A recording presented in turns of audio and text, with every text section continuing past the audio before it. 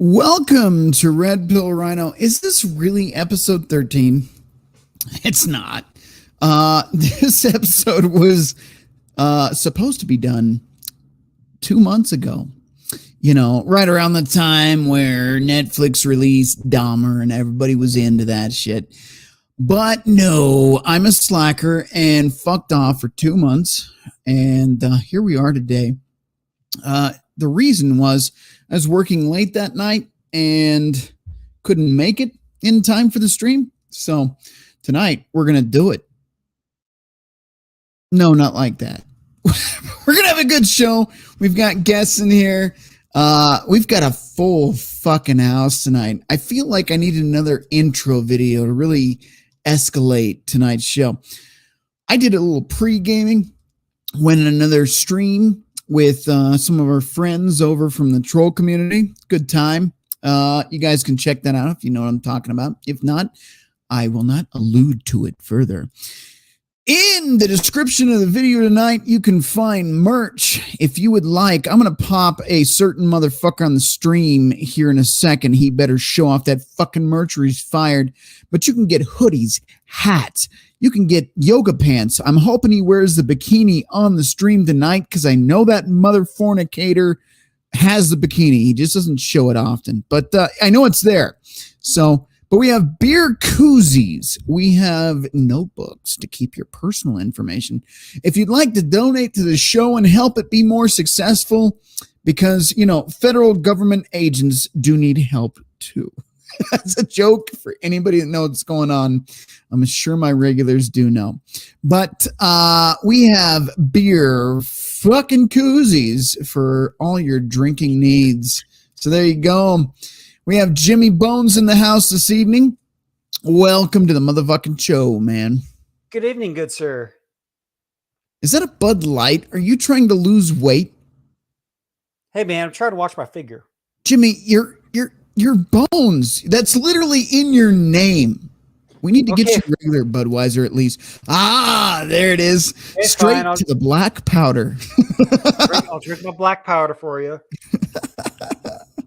Shit. Also in the house tonight, we're going to just pop these gentlemen in quick, but read the description. We have a Cash App donation link, a merch store you can check out. By the way, the two gentlemen of the house this evening, as they always are, is Billy Von Bohm. That motherfucker makes some excellent deep fakes and some comedy gold on his channel. You can check him out on YouTube at Billy Von Baum or at his own personal website where you can go to pay for premium OnlyFans content at BillyVonBaum.com.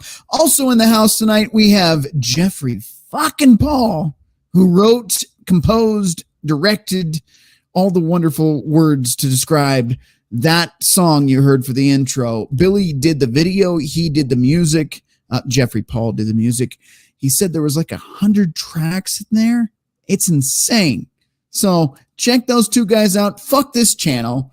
Go check out Billy Von Baum and Jeffrey Paul. This channel, we don't even stack up here. We get drunk before we even come on the stream. So check those guys out. They're awesome. And on that note, let me bring in Con Yeet into the stream. How you doing, Con Yeet? Hey, I got my net, my knitting, and my Yahoo. But you know why? They're all monsters. Yep. They're all monsters. Shit. And what is this? What is this? This hood you're wearing inspired by? It's the Jews. They put the hood on my head. Banned. Sorry, Susan. We tried. We made it 5 fucking minutes. It's my protection. It's my Jesus protection. Holy shit. I wonder if we're on another stream while we're live right now. That'll throw them the fuck off. All right, Jeffrey Paul, welcome to the stream. How are you doing, sir? Hey, thanks for calling me. You know, I've got 3 names now. Not just Jeffrey Paul, but Jeffrey fucking Paul. Jeffrey fucking Paul. Jeffrey fucking Paul, man. Like, you got to add the fucking for emphasis. Hey, and I got to tell you something, brother, if I can. Uh-oh. when you had the little trolley polies on the stream, Holy, yourself, you handled yourself like a true gentleman. We were just on there live on their show. You guys missed out. Well, Jimmy didn't. Jimmy's our resident incel. I'm sorry, Jimmy. I called you out. Yeah, if you guys didn't know, I'm the incel of the group, so watch out. Well, I'm a peacemaker, and so that's why I like it, man. You tried to make peace with them, and hey, man, you were a gentleman about it. I said, I drank 2 pints before I came on the show. I didn't eat today, so I'm a dumbass. But I drank 2 pints. I went on with them on their show tonight. Had a good time. I'll plug them. If you guys are total degenerates with nothing better to do with your life, go check out Legion of Dude. Tonight's episode had me answering all the hard questions. And by hard, you know what I mean? So there you go. All right. Jeffrey and Con Yeet. Tell us a little bit about your channels. I'm going to start with Jeffrey. Jeffrey, what do you do on the YouTubes? I am just a music maker. You'll notice on my channel I don't do much singing, is because you don't want to hear that. Have Jimmy sing for you. Yeah, but I got some news for you guys about, like I created the Tune for Pops intro. I've got your intro. Guess who else is letting me create an intro for them? The one and only Hammerhand. That's going to be fucking sick. But I will tell you. The idea brewing. It's going to take a little time, but it's going to be another one. The idea I've got clicking in my head is like, oh, yeah, this is going to be a monster. I got to talk to him on my way back from visiting Blake and Pop, and got to talk to him on the phone when I was around St. Louis. What a great guy that guy is. Hell yeah. And and I was talking to him about it, and actually Success Pool, y'all know who he is the one who hooked me up with Endeavors. Yeah, and so I'm going to do another one for him. Like I said, it's going to probably be another month in the making. It's going to take me 40, 50 hours to start writing, recording, getting all this together. But it'll take some time, but I'm going to get there, and it's going to be a damn good one. The one brewing in my head is just, it starts to drive you crazy because you're just like, I got to get this out. I've got to get this heard, So I'm really looking forward to doing that one. Hell yeah. Billy Von Baum, tell us about your channel, sir. My channel is about Jesus. Motherfucker. All right. No, tell us about this. My channel is just a bunch of tomfuckery, really. It's all tomfuckery. And someday I'll have a Jeffrey Paul song. Ooh, hey, I'm ready. Will you let me go my own direction on it, though? You know what I mean? You can do whatever you want. One direction. Okay. Well, send me some video clips of stuff that you want to do so I can kind of capture it, You do whatever you want, and I'll put the video clips after you're done. How's that? Brilliant. Sounds good. I'll go with that. All right. Billy, cool. Excuse me, Con Yeet. Con Yeet. Con Yeet. Tell us and about don't forget, your... I got nits and Yahoo. Yeah. Tell us about your latest endeavors. What does YouTube look like for you this week? What have you produced this week that our viewers should check out? Well, let's see. This week I had a really good one. So every Monday I do motor mayhem video that generally consists of burnouts one week, and then the next week I'll do walk around a car kind of thing. Yeah. And this week was especially fun because it was these rednecks doing nice little circles in the parking lot, and they took it down to the rubber down to the metal. So they were throwing sparks, and then just before the tires blew out, the dude in the passenger seat, he's like holding up his beer. He's like, and they, yeah, just like that. And they blew his tires. And then let's see, Tuesday. Yeah, Tuesday I had a Hammerhand video I did. I think maybe Hammer will use that for some of his donations when he gets these donations. Yeah. And then I had welcome to a new resident of Catland. A new character on that. And then today was this strange little video I found that it was like, oh, well, maybe it's like a Christmas, if you want to get a Christmas present for your friends and family, you can go check that out. A little stocking stuffer there for you. I have missed 2 of these videos. All right, gentlemen, please go like, subscribe. Ladies, too. I know you ladies stalk this channel. You're lonely. This is lonely fans over here. Check out Jeffrey Paul, Billy Von Baum. I have 2 very special guests tonight. I know one of them's going to go, very, come on. But I have Crusader goddamn Nate in the house this evening. His mic is muted. He's unmuted. And I also have, I got to wait. He's fornicating at the moment. We have two hard hitters. Agent of fucking Doubt is in the house this evening. Crusader Nate, how are you doing? Oh, you know me, just sitting back and enjoying life and watching the world. I'm surprised you didn't say living the dream. I mean, so used to change that. it up on you. Yeah, fucking with me. I've been drinking, so good time. Agent of Doubt, there are guitars on your book stand. Do you play those guitars? Absolutely. Nice. Now that I have reign of my own domain, not living under somebody else's frame. Yeah. Don't move into somebody else's frame. You won't have time to play your guitar ever. Masculine frame, bitches. Buy guitars and fuck hoes. Be sure to wear condoms first, though. Yeah.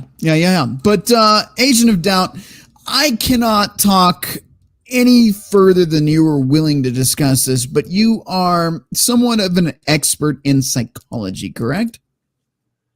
I would say yes. I have some. Excellent. I'm confident that I can lend some insight to any conversation on it. Perfect. Now, I will ask you a very important question. You have a mic. Where is that placed currently? Right there on the camera. Is it possible for you, while you're talking, to move in closely and intimately on your mic? What's up? That is much better. I don't have my setup perfected yet because I'm still moving. Come on, man. You taught me how to do this shit. Yeah, well, I am still kind of, tweaking things. I don't have a ring light set up, so I look like I have like a beard from here to here. All right. We're going to do it like he does. Hang on. Welcome to the show, everybody. I've been doing this for over a decade now. I'm really good at what I do. I'm giving you shit. I love you, bud. I do. Agent of Doubt actually taught me how to do everything I'm doing now. He didn't teach me how to buy shit from Hobby Lobby or to pay for action figures like Greg Gurilmo here, but he did teach me how to get monetized, how to be successful, and how to troll a little bit. Oh, I'll also say that it wasn't me that taught him the poor marksmanship. It was watching all those stormtroopers. Star Wars taught me how to shoot like shit. Yes. Yeah, if you ever invite him over to your house, don't let him use the restroom. Poor marksmanship. Are you? What are you trying to say, you motherfucker? I clean my toilets. Your aim's a little off. Yeah.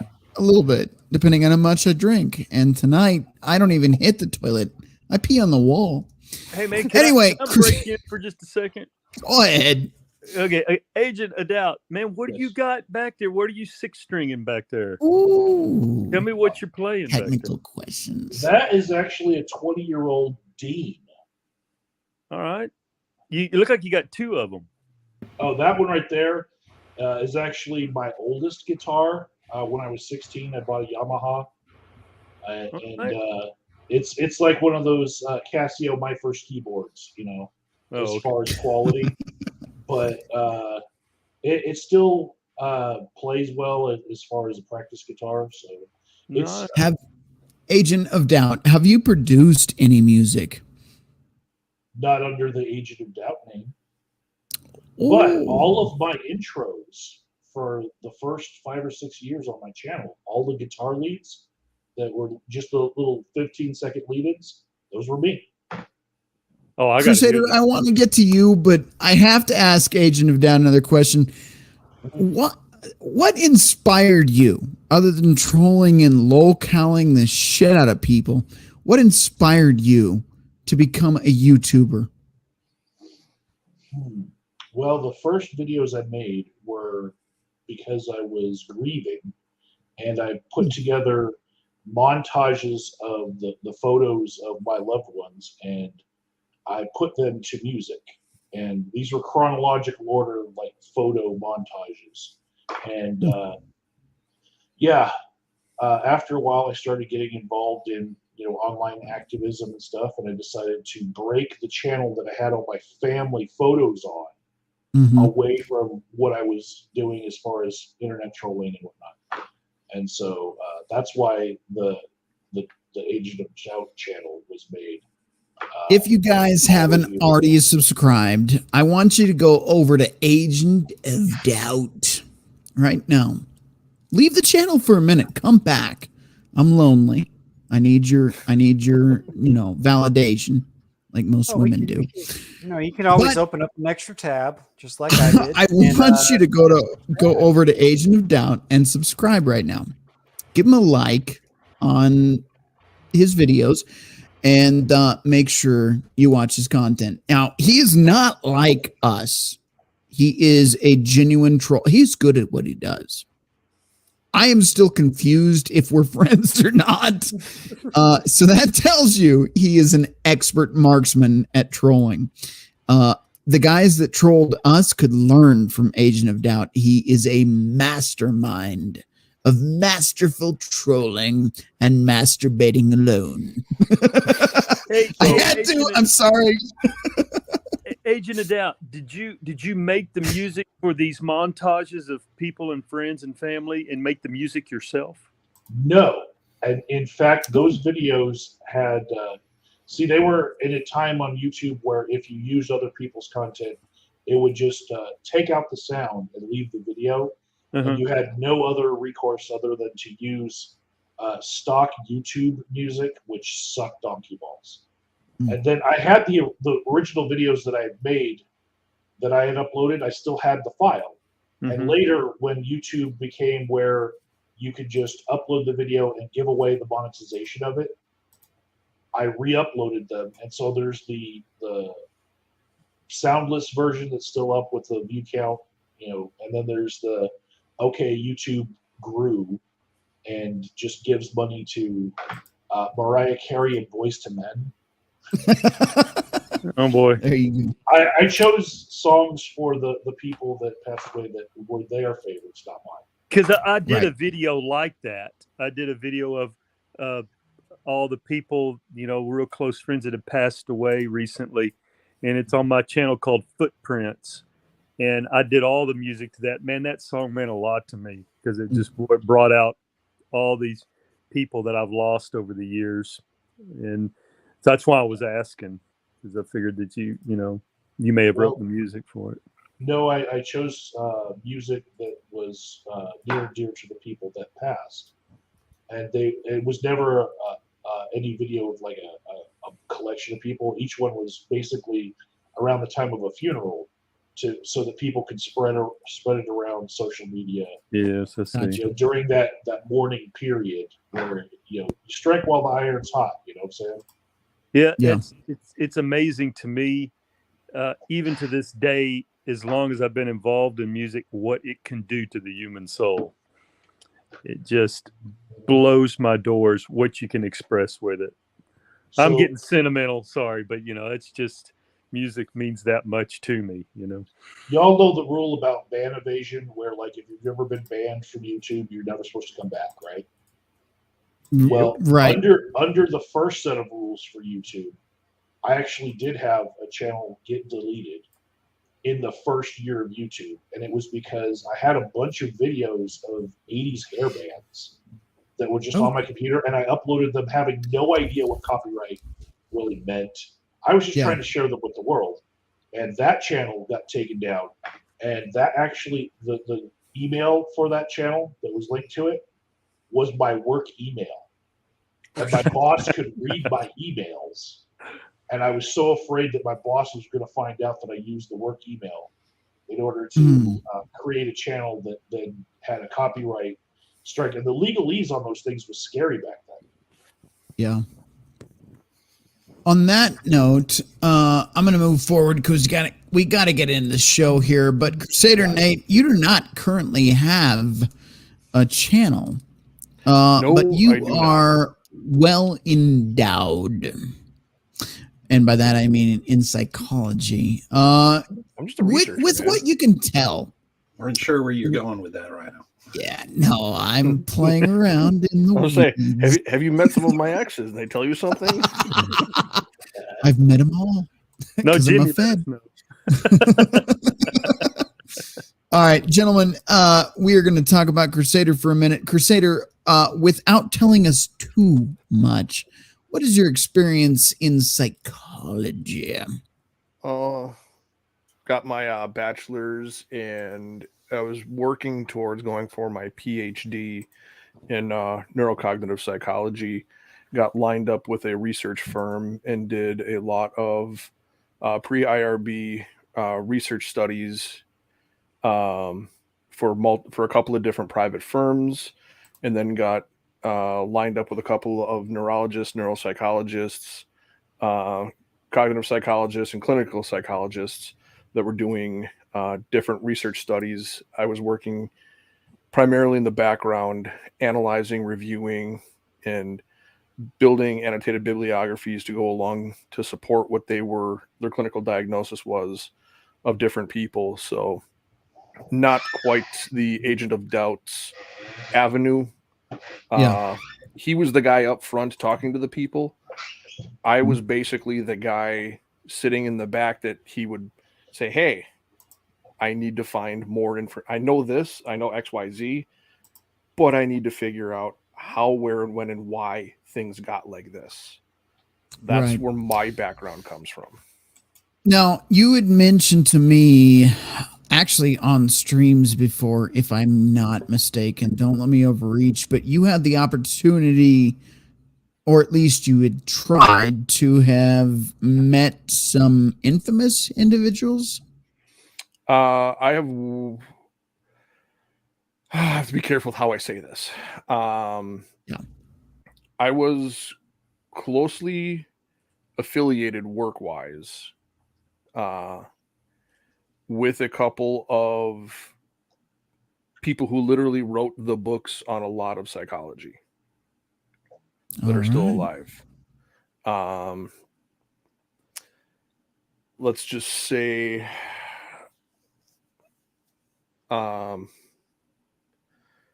some of the people who have written books in the past, 50 years, some of the larger names that literally forged a lot of research that is still referenced to today. I was privileged enough to work as a background researcher for some of them. Interesting. Very vague, but I know you have to protect your identity, but we'll go with that for now. All right. So we have two gentlemen that have been waiting patiently backstage, and they have some stories to tell. But before we get to that, I want to talk about sociopathy versus psychopathy. And honestly, whoever wants to take the floor, you've got full screen. I'm going to put you full screen so you can talk about this. Maybe you guys take turns. But I have a few questions. If you got a notepad, write these down. If you don't, that's okay. My first question is, what is a psychopath clinically? What is a sociopath clinically? Let's start there. Who wants to go first, Crusader or Agent of Doubt? I'm just a researcher. I can fill in the blanks when it comes to neurochemistry and when it comes to genetics on that. But most of my experience is, like I said, on the research end, not on the clinical end. But I believe Agent of Doubt would be the one who would have the greater insight in a firsthand application and interaction with people like that, as opposed to me. Like I said, I'm just a background research guy. I can fill in the blanks if needed. Fair enough. So let me scroll down here and switch screens. Agent of Doubt. Yeah.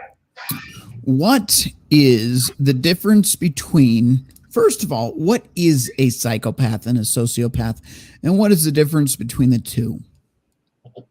Well, psychopath, the term itself, is actually not in the DSM, the Diagnostic Statistical Manual, that we classify people with mental health disorders with. The closest thing would be antisocial personality disorder, but it's more of I'd say a fascination of women that like to watch crime dramas on Netflix. It's a term that encompasses a lot of things that many people would just simply call evil.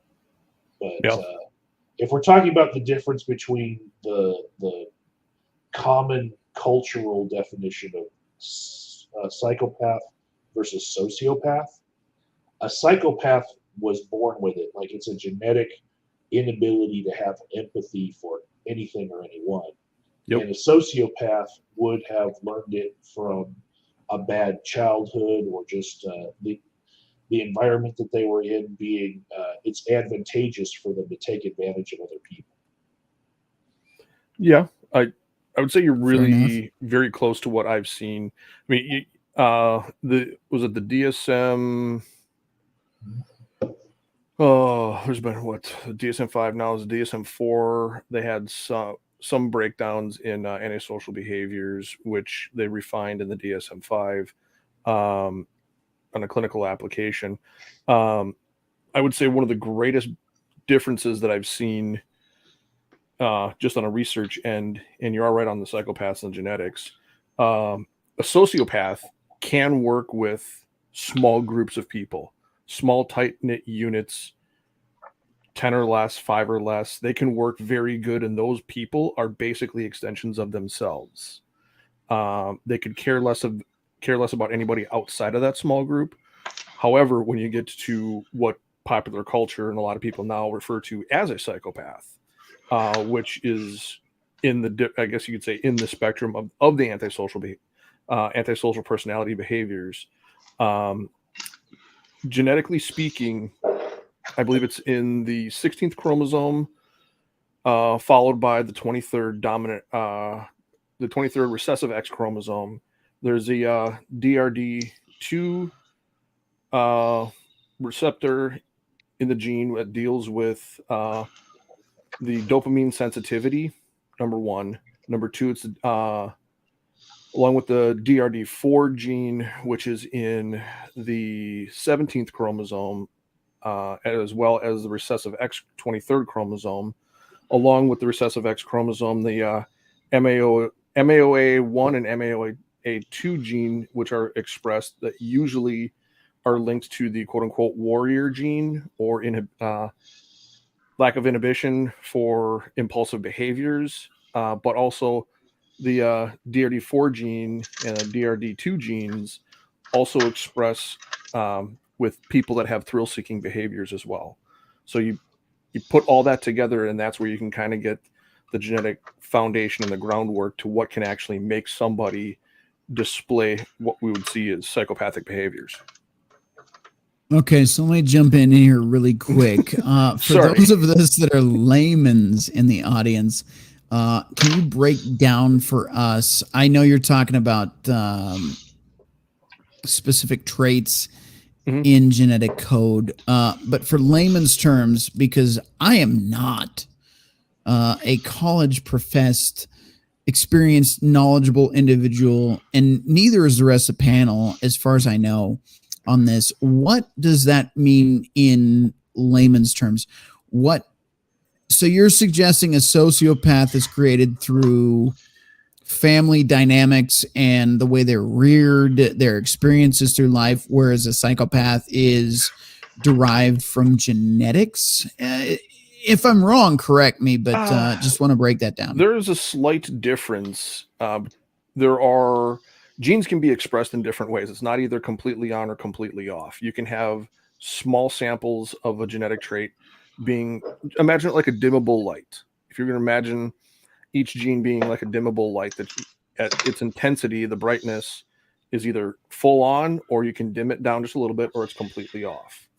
Now, when you get into some of the genetic makeups of somebody who would be deemed a psychopath, one of the things that you're noticing is with the increased sensitivity, which is in the DRD4 gene, to dopamine, along with the people that are going out and seeking that rush, that high. That's where your adrenaline junkies come from what we've seen in research so far.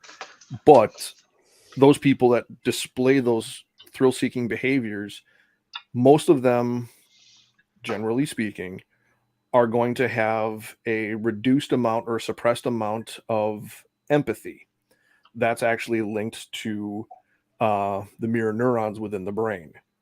Mirror neurons are what allow you to mirror behaviors as well as experience sympathy and empathy with other people. Agent of Doubt, care to correct me on any of that, or did I slip up on anything? Absolutely true about the mirror neurons.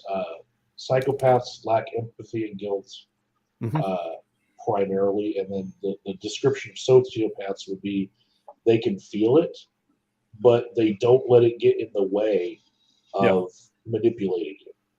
Correct. They can put it in a box and put it aside, compartmentalize it for as long as they need to get what they want. They can turn it on and off as needed.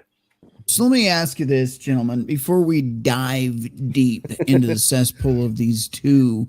The word narcissism or narcissist, he was a narcissist, is used so fucking much, especially by your exes.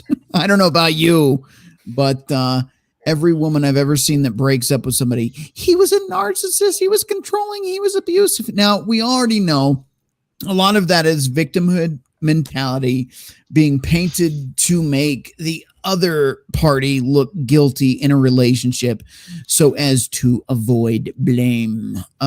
Women in particular seem to be allergic to accountability.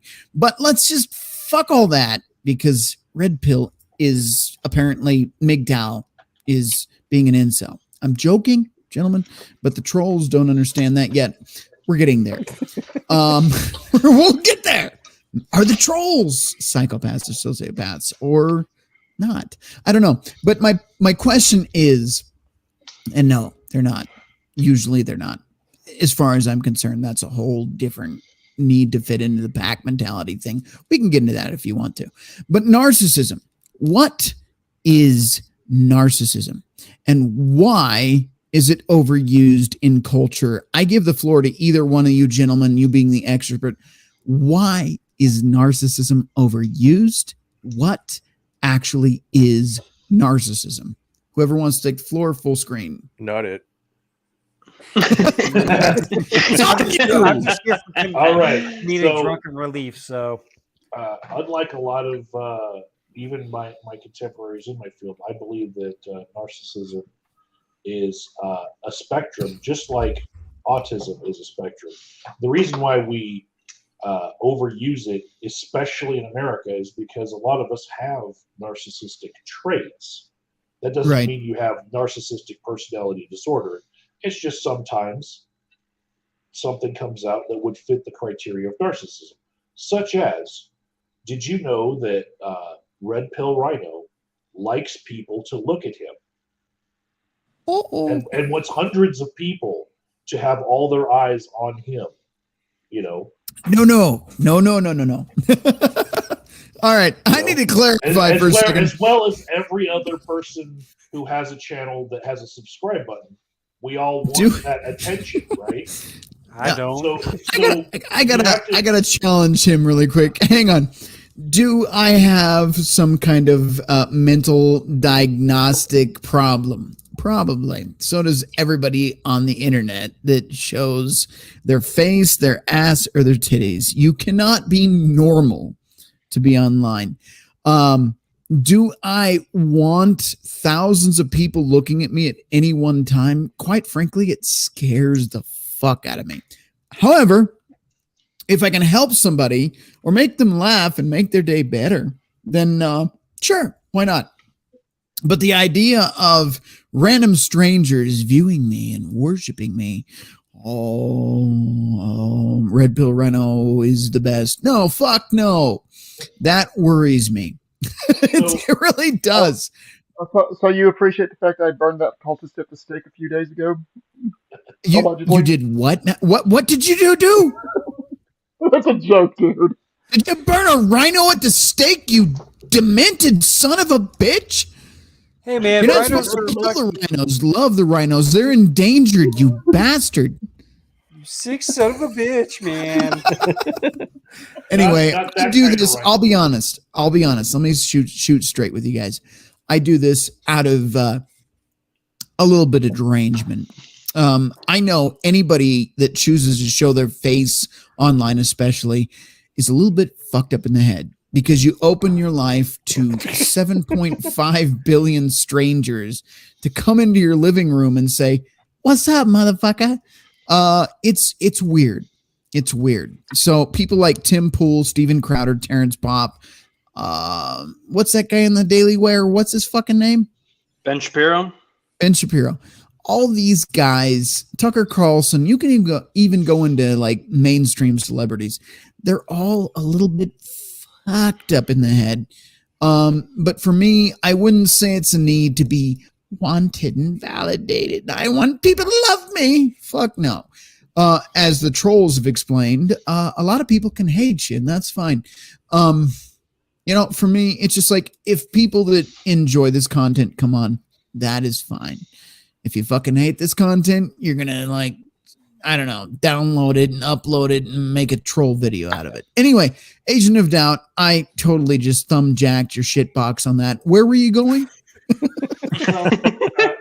That was a very good example of what some narcissists might do. Oh no! That they're going to put out a message and say, what I do, I'm selfless in, and they want to be seen as selfless in their aspirations for having people look at them, right? But it's creating a complex. Hear me out.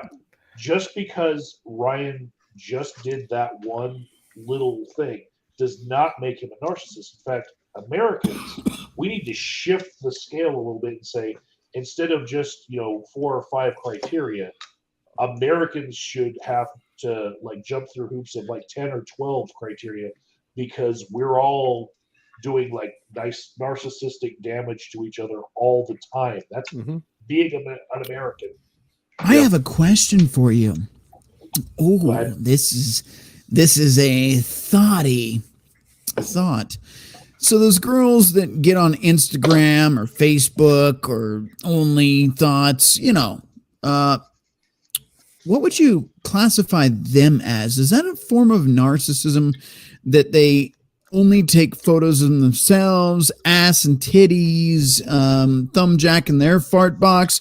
What exactly would you diagnose modern women who choose? And I'm not talking about modern women that share family photos and what they did on their picnics. No, women that exclusively share photos, videos, and spicy content of themselves. What is that? That is not a form of narcissism. Shit. That's a personality trait that they have that fits narcissistic criteria. That doesn't make it a form of narcissistic personality disorder. It just means they're doing one thing in that lane. because it's a spectrum. Okay. Some people have it worse than others, to the point where you'd call it a disorder, and some people you would just call them being American. Okay. You know, and all the way on the other side of the spectrum, you have people who, you know, are loners just doing things for the betterment of humanity somewhere, you know, locked in a lab somewhere where they don't have to interact with anyone because they like to just do science. Okay, let me challenge you again. Because that's actually being the actual fucking fornicator that went to college for this shit and is well endowed. Again, homo suspicion points, whatever. He knows his shit. When you find a woman that goes online and has 1 million+ subscribers for, I don't know, you know what I mean? And she finds a lot of attention in doing so, does that create narcissism? Because again, this is one of those conversations, psychopath, sociopath, it's off the trail of the both of them. But does it create narcissism in those women? No. It does do damage to their psyche, no doubt.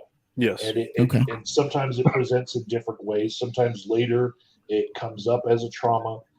But in the moment, I would say it spoils them. Really? You know, and that's not a technical term at all. But I'll say that they get completely used to having millions of views on something for being pretty.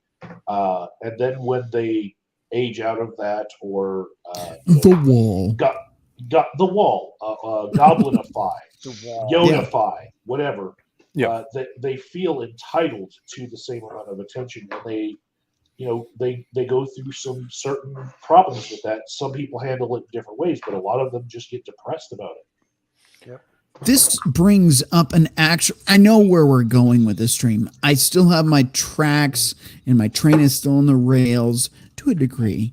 But here's the thing. So let's say we're talking about these women in their 20s, early 30s. Some of them even late 30s are still doing this and still collecting quite the paycheck. Some of these women, what was it, like $100,000 a week is what some of these women are making.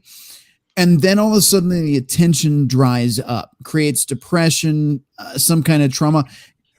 Ooh, I'll throw a term at you. Do they create in their own minds a trauma bond to their viewers when suddenly the content is gone, or not the content, but the viewership is gone? That's a question I'm interested in. It depends on the streamer, but I will say that I saw the top 100 list of Twitch streamers, and there was only one woman, and it was Amaranth. And although she was like in the 50s of rank in those Twitch streamers, she makes more money than the number one. So it's because of that other business that she's running on the side that she uses Twitch to funnel people towards. So what happens? She has the assets that You're men right. are For now. and so what happens to an Amaranth when nobody's watching? Box wine and Catland. What? Well, I'll say that. Oh, there's that. Stop! Don't touch me. Everybody. Everybody who gets D-list celebrity on YouTube and ends up doing it for a job, I've seen some sort of just distance from reality. They need to do a lot of reality testing because. What's the word for that? Disassociation? Yeah, that's another way of putting it. But they what really are the consequences of that? Are living in a different world than we are, and when they have to return to this world, it is difficult. And they so what are the consequences of disassociation? When returning to this world where we all live, that we don't get millions of dollars just for kissing the screen goodbye. I would say, there's an adjustments disorder to it, because like, how are you ever going to want to work a regular job when you got, a bunch of money just for having an opinion or assets? Right. And I think a lot of YouTubers will actually experience this in their career. The guys that, let's say Tim Pool, for example, he's under a lot of pressure right now. Adam Krigler's come out against him. We've got another wannabe up-and-coming channel that does live streams, a female content creator. Can't remember her name. But just getting back to the point. Say that again? Carlin Borisenko? I think it was Lauren, but I don't know. She does Lauren live streams. Southern? No. I don't want to name names. No, not Lydia. Fuck her. Maybe you're talking about the same person. Not. She's basically saying that Adam Krigler told her to shut up, but she focuses on workplace abuse and all of that. So she's doing a lot of videos on Tim Pool right now, even though Adam's like, shut up. Anyway, my point is, a lot of these guys, Tim Pool, he is right now experiencing the ride of his life. He is riding the wave. He's enjoying the views. He's enjoying the wealth, the money. He's got a Timcast castle because of his streaming. He's successful. What happens to these individuals in the long term? And what they don't know, a lot of them don't know because they haven't ridden the wave long enough. I was around back when the Shaytards and Equals 3 was popular on YouTube. The old school guys will know what I'm talking about. If you haven't been here since the Wild West, you won't. But those guys dried out like raisins, and you can't really find them anymore. Are they still out there? Sure. But are they pumped in the algorithm? No. And what happens, I feel, to those guys is they experience a withdrawal, if you will, because they've been used to the success. They've been used to the fame, the fortune, the money, the cash cow that was YouTube, or alt tech now, but it suddenly goes away. Everyone that has done this knows the feeling of, I'm no longer relevant. What does that do to his psyche? Again, Crusader Nate or Agent of Doubt, either one of you take the floor on that. Well, having ridden very small waves like that, I can tell you that one of the criteria I would look at is how often does someone check Social Blade and see where their subscribers and view counts are, because at a certain sickness level, it becomes like not just a daily thing, not just an hourly thing, like every 10 minutes. A minute to minute. You want to see these things come in. And then and Shaytards, the main Shay, the man of that house, he actually described this in his reasoning for taking a break, was that he was just obsessed with the view counts and the subscriber counts to the point where he was basically addicted to getting views. Yep. And he needed to take a break from that. But also, I can remember myself seeing a couple negative comments come and just be freaking out that, oh my goodness, I've built this thing. I have this little wave going, and these people are trying to take me down. And then all of a sudden, it's like all consuming. Your whole day is just like white knuckle fear of, oh my goodness, this is my one chance at YouTube fame, and they're about to take it away from me. And you know what? I will openly admit to that. The last 3 weeks of my life has kind of been that, because what I've been doing here, again, I'm not seeking the fame, the fortune, all of that. Would it be nice to get a paycheck from YouTube every now and then? Yeah, sure. Help pay the car payment or other bills I have. That'd be wonderful. If I'm doing something valuable for the community, absolutely. I feel like, a paycheck would be nice. But when the trolls showed up and were like, fuck this guy, he's a Fed and he's this and he's that, I'm like, I go into panic mode.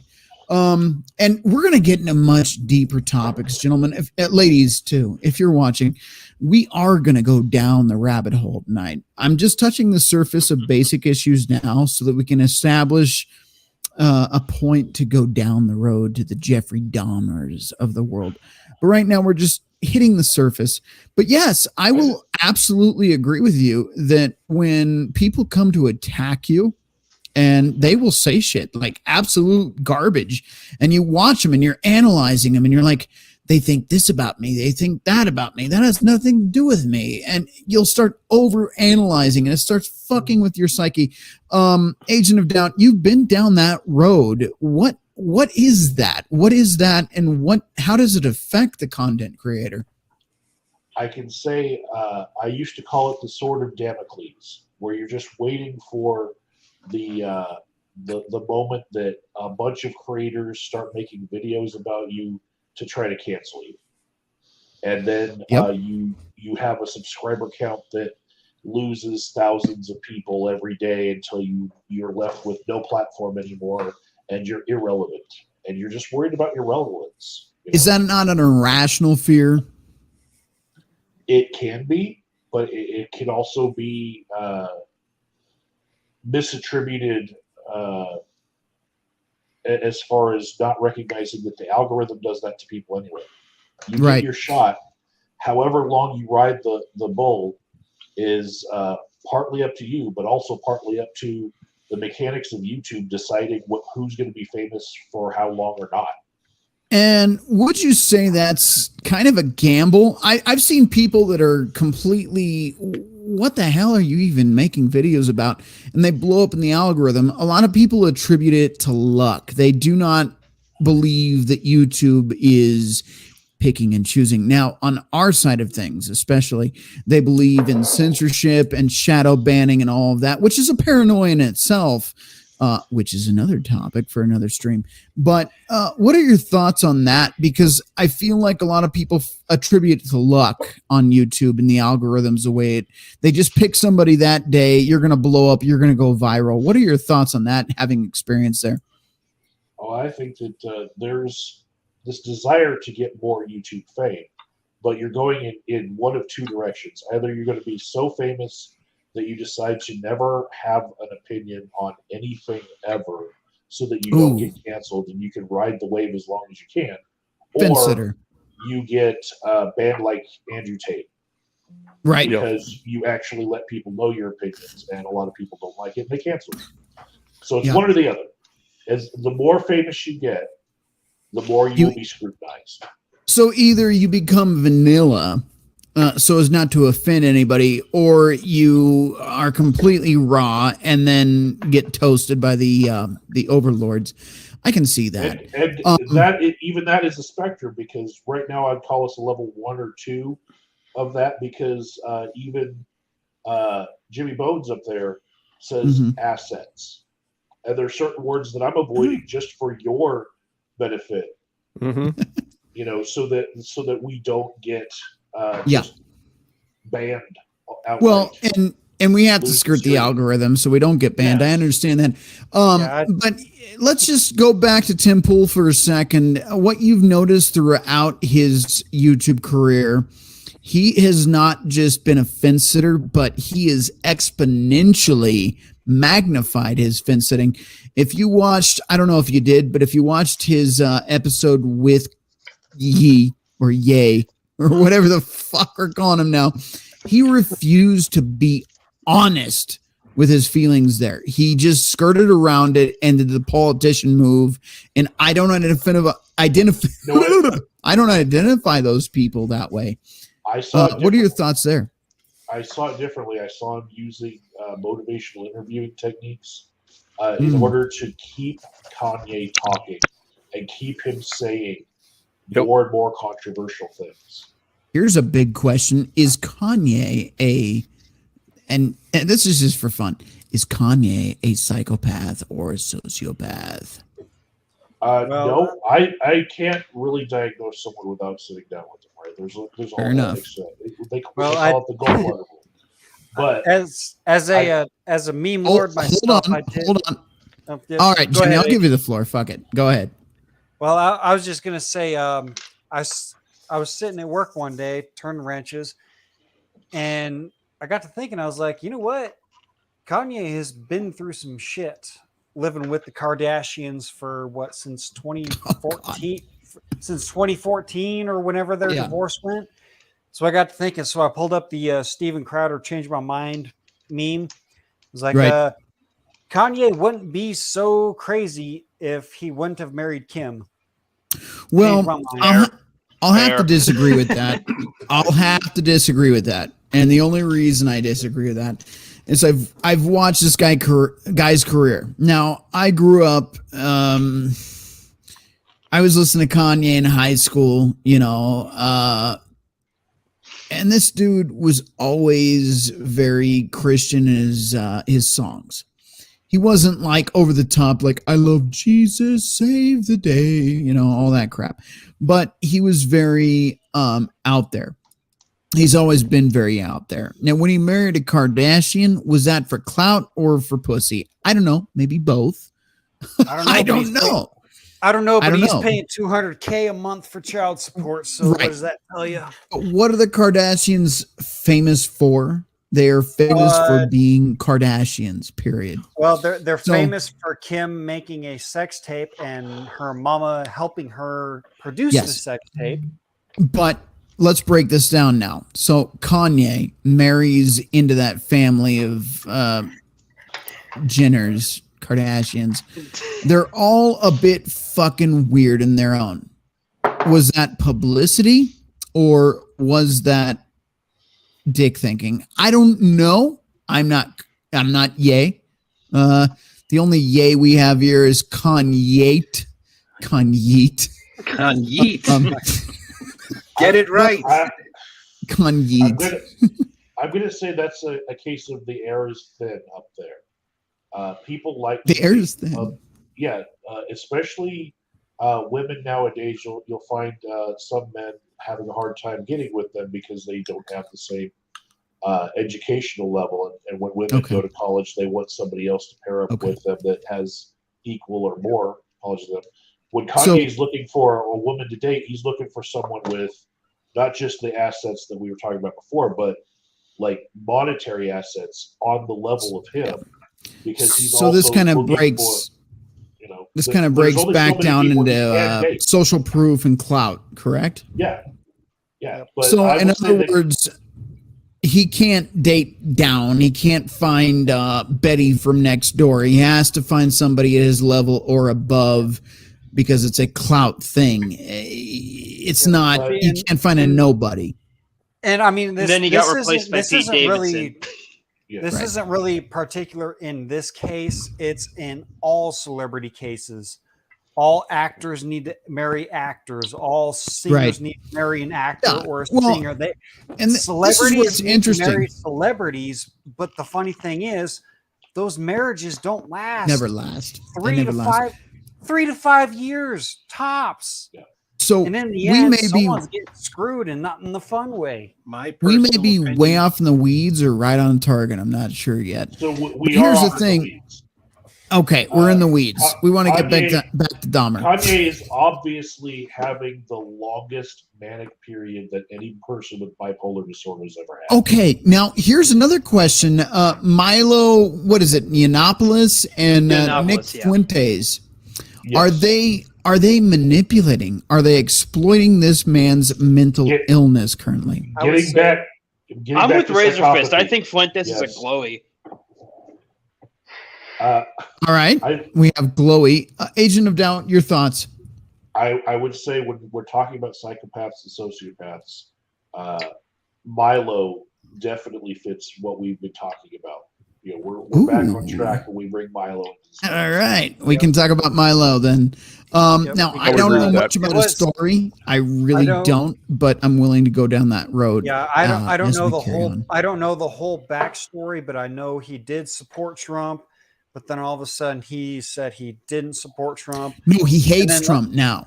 And then I can tell you why. And then not too long ago, he says, I am going to be the reason why the entire Republican Party burns to the effing ground. Yep. Is this part of it? Dynaside, I'm going to give you the floor because you seem to have some information. Go ahead. Yeah, so Razor Fist came out with a great video the other day talking about all this. And if you look at what Fuentes has been doing, it's sort of like what happened with Richard Spencer. How he went from marching at Charlottesville to being on CNN talking about why he's voting for Biden because he's more divisive racially than everybody else, allegedly. But the reason why Fuentes turned on Trump is because Trump completely denounced all the actual neo-Nazis at Charlottesville. And they said that was Trump cucking, therefore they hate him. Now he's back in the press vouching for all the same shit that fucking Richard Spencer was. And in debates with Styx Hexenhammer, Richard Spencer more or less subtly confessed to being working with the feds. So I think this might all be something against Trump. You gotta keep in mind, the CIA totally didn't smoke JFK, MLK, or Malcolm X. So they totally would. So they totally wouldn't back some edgelords on social media to try and fuck with the biggest threat to the deep state since Kennedy, allegedly. But I'm just a drug shit pumper. What do I know? It is an interesting dynamic going on there.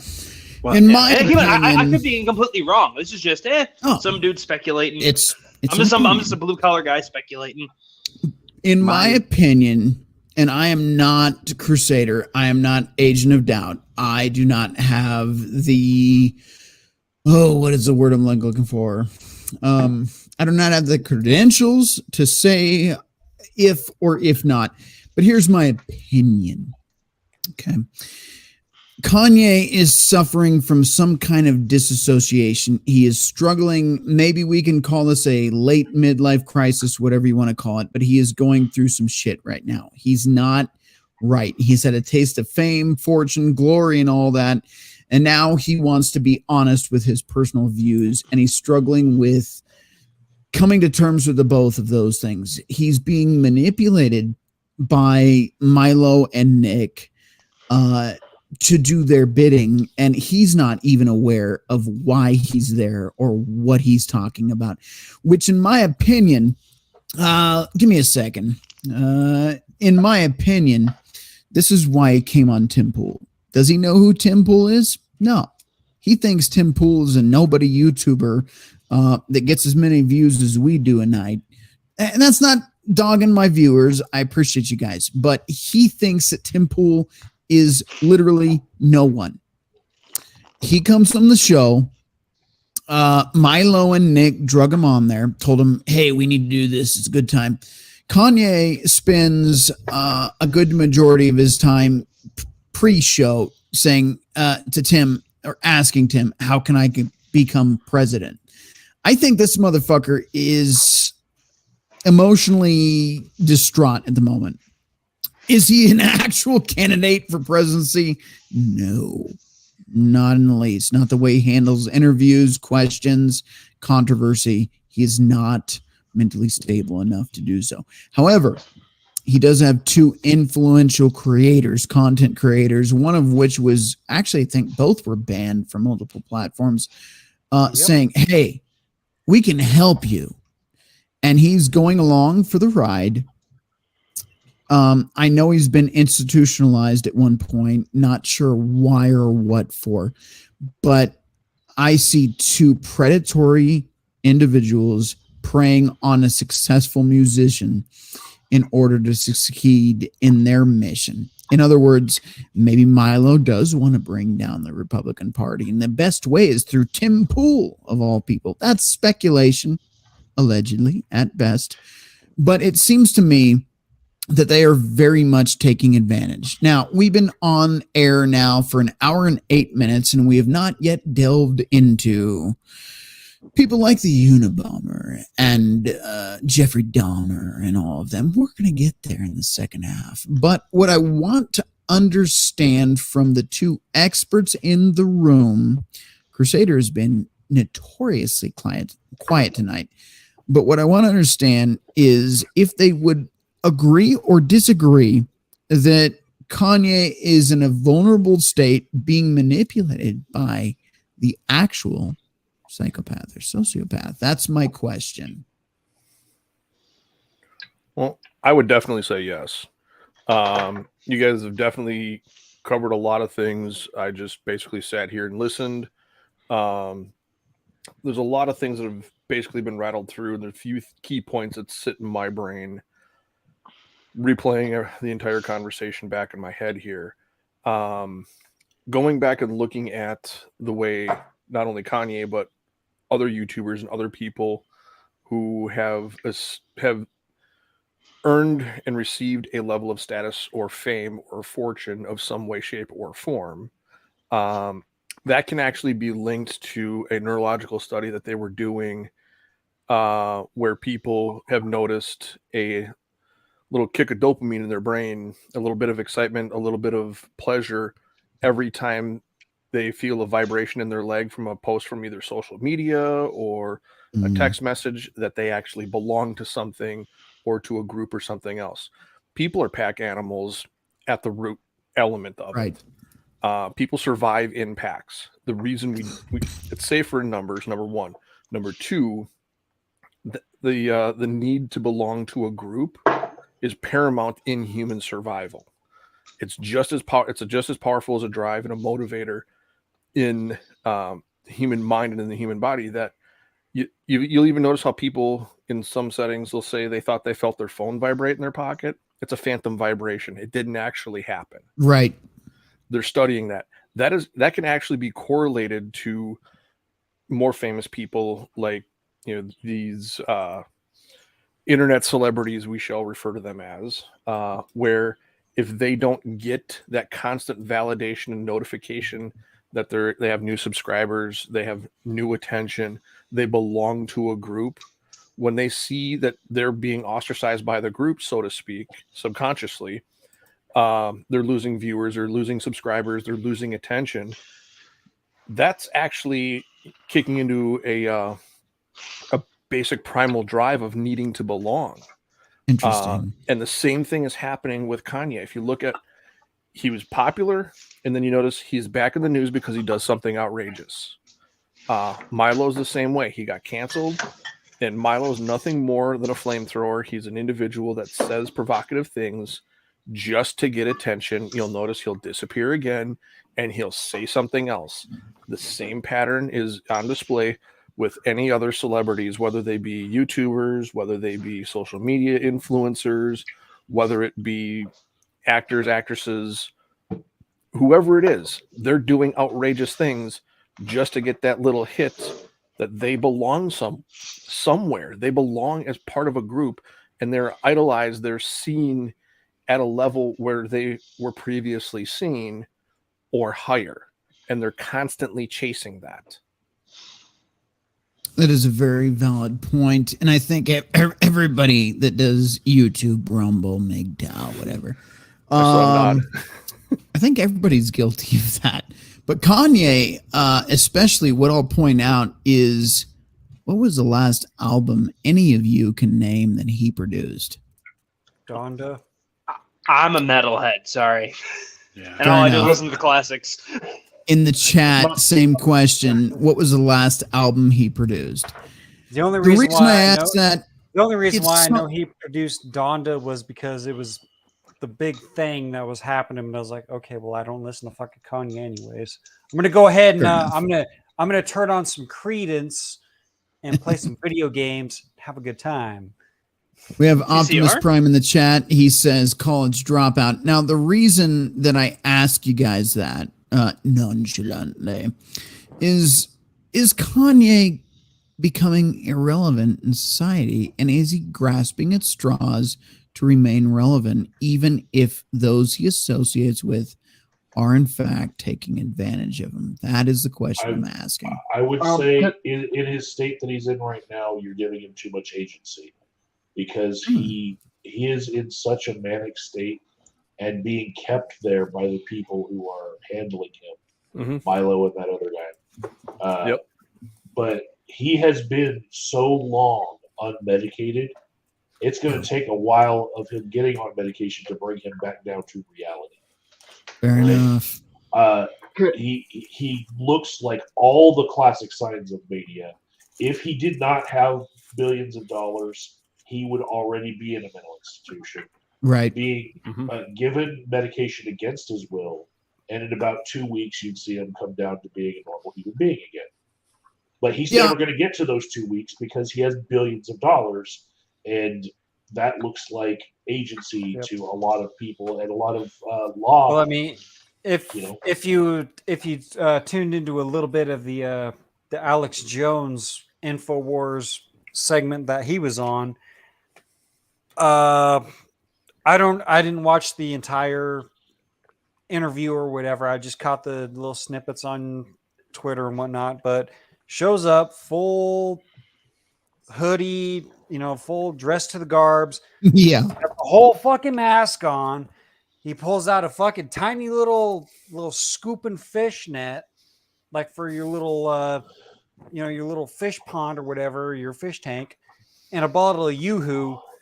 And then he goes and starts spouting off all sorts. I'm like, that was for Netanyahu. Prime Minister of Israel, right? Yeah, and the Jews, and he even said, "I'm going to give Alex Jones full power of my Twitter account, even though Alex Jones has been completely banned by Twitter, even though Alex Jones never broke any laws or broke any TOS of that." By the way, the ultimate litmus test, in my opinion, for Elon Musk at Twitter would be to unban Alex Jones. The reason I say that, I've been listening to Alex Jones since it wasn't cool to listen to Alex Jones. You had to listen to it with the lights off, with your buddies in a room watching the video like, oh, fuck, 9/11 was an inside job. The water's turned the frogs gay. The goblins. His hair. The goblins. Yes. Here's the thing. With Kanye, I don't know. Kanye, whatever. Convict. I don't fucking know. But with Kanye going to Alex Jones, he treated Tim Pool very differently. Tim Pool was like, you're a fed kind of thing. And with Alex Jones, it's like, I respect your opinion. I understand. You're a hero. Look, Alex Jones in himself has said a lot of things that turned out to be true. There's no arguing that. Did he say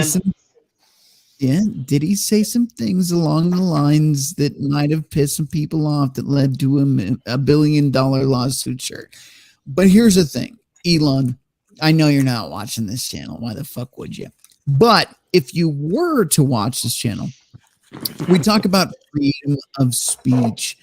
And my issue there is Alex did nothing on Twitter specifically that broke the law, talked about children, anything like that. Now, did he allude to in the past that a certain event was a false flag? Yes, he did.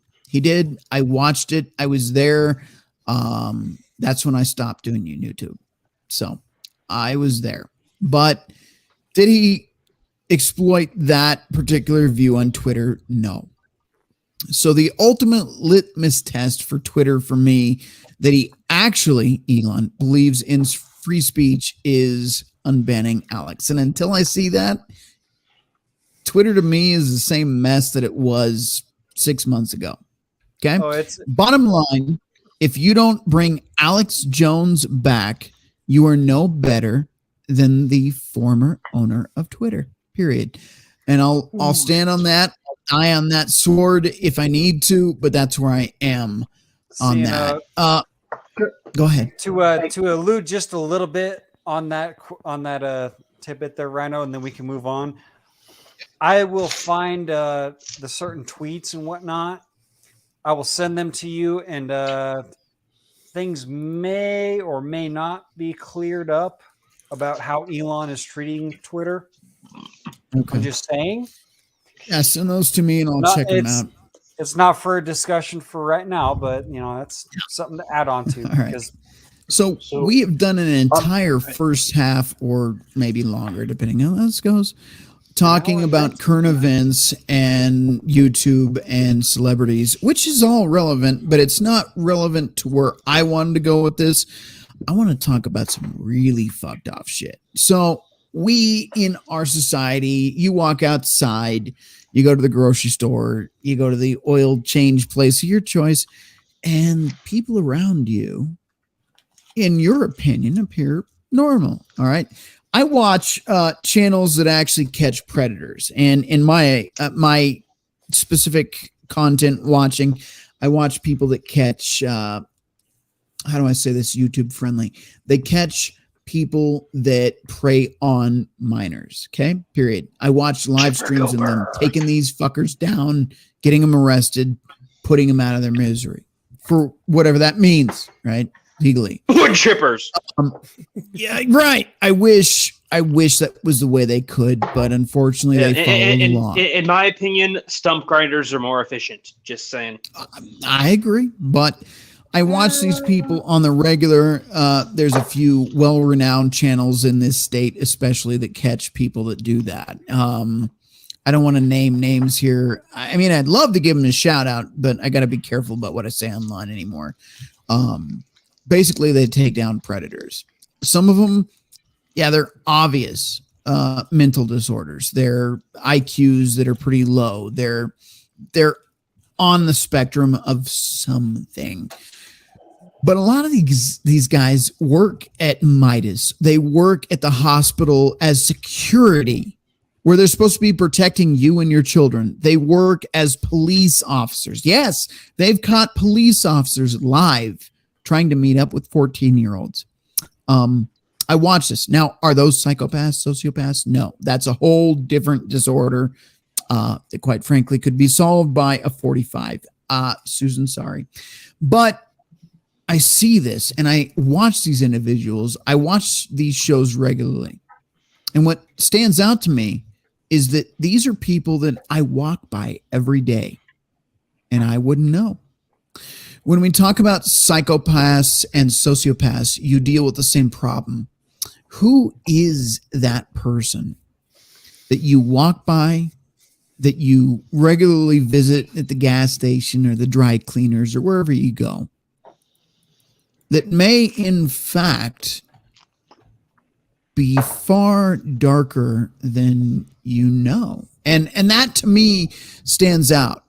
Because when we talk about people like Jeffrey Dahmer, when we talk about people like the Unabomber, these people didn't stand out as being that kind of threat. They were loners, they were outcasts, or weirder still, they had day jobs. They were in the community. They acted like you and me. But who are these people? What sets them apart? What creates them? What drives them? What makes them who they are? That is the second half of the show. If you've watched the first half, you've gotten through the popular mechanics breakdown of modern society, but I want to go much deeper and talk about who these people are, how they're created. Is it genetic? Is it based on childhood trauma? Is it high school bullying? What creates a monster? Psychopathy and sociopathy. We are going to go to a quick break here. The second half is going to be a lot more serious. I've got two people here with stories. One has military experience. One has family experience. They've been quiet tonight, but their stories are very valid. And we have two experts here, in my opinion.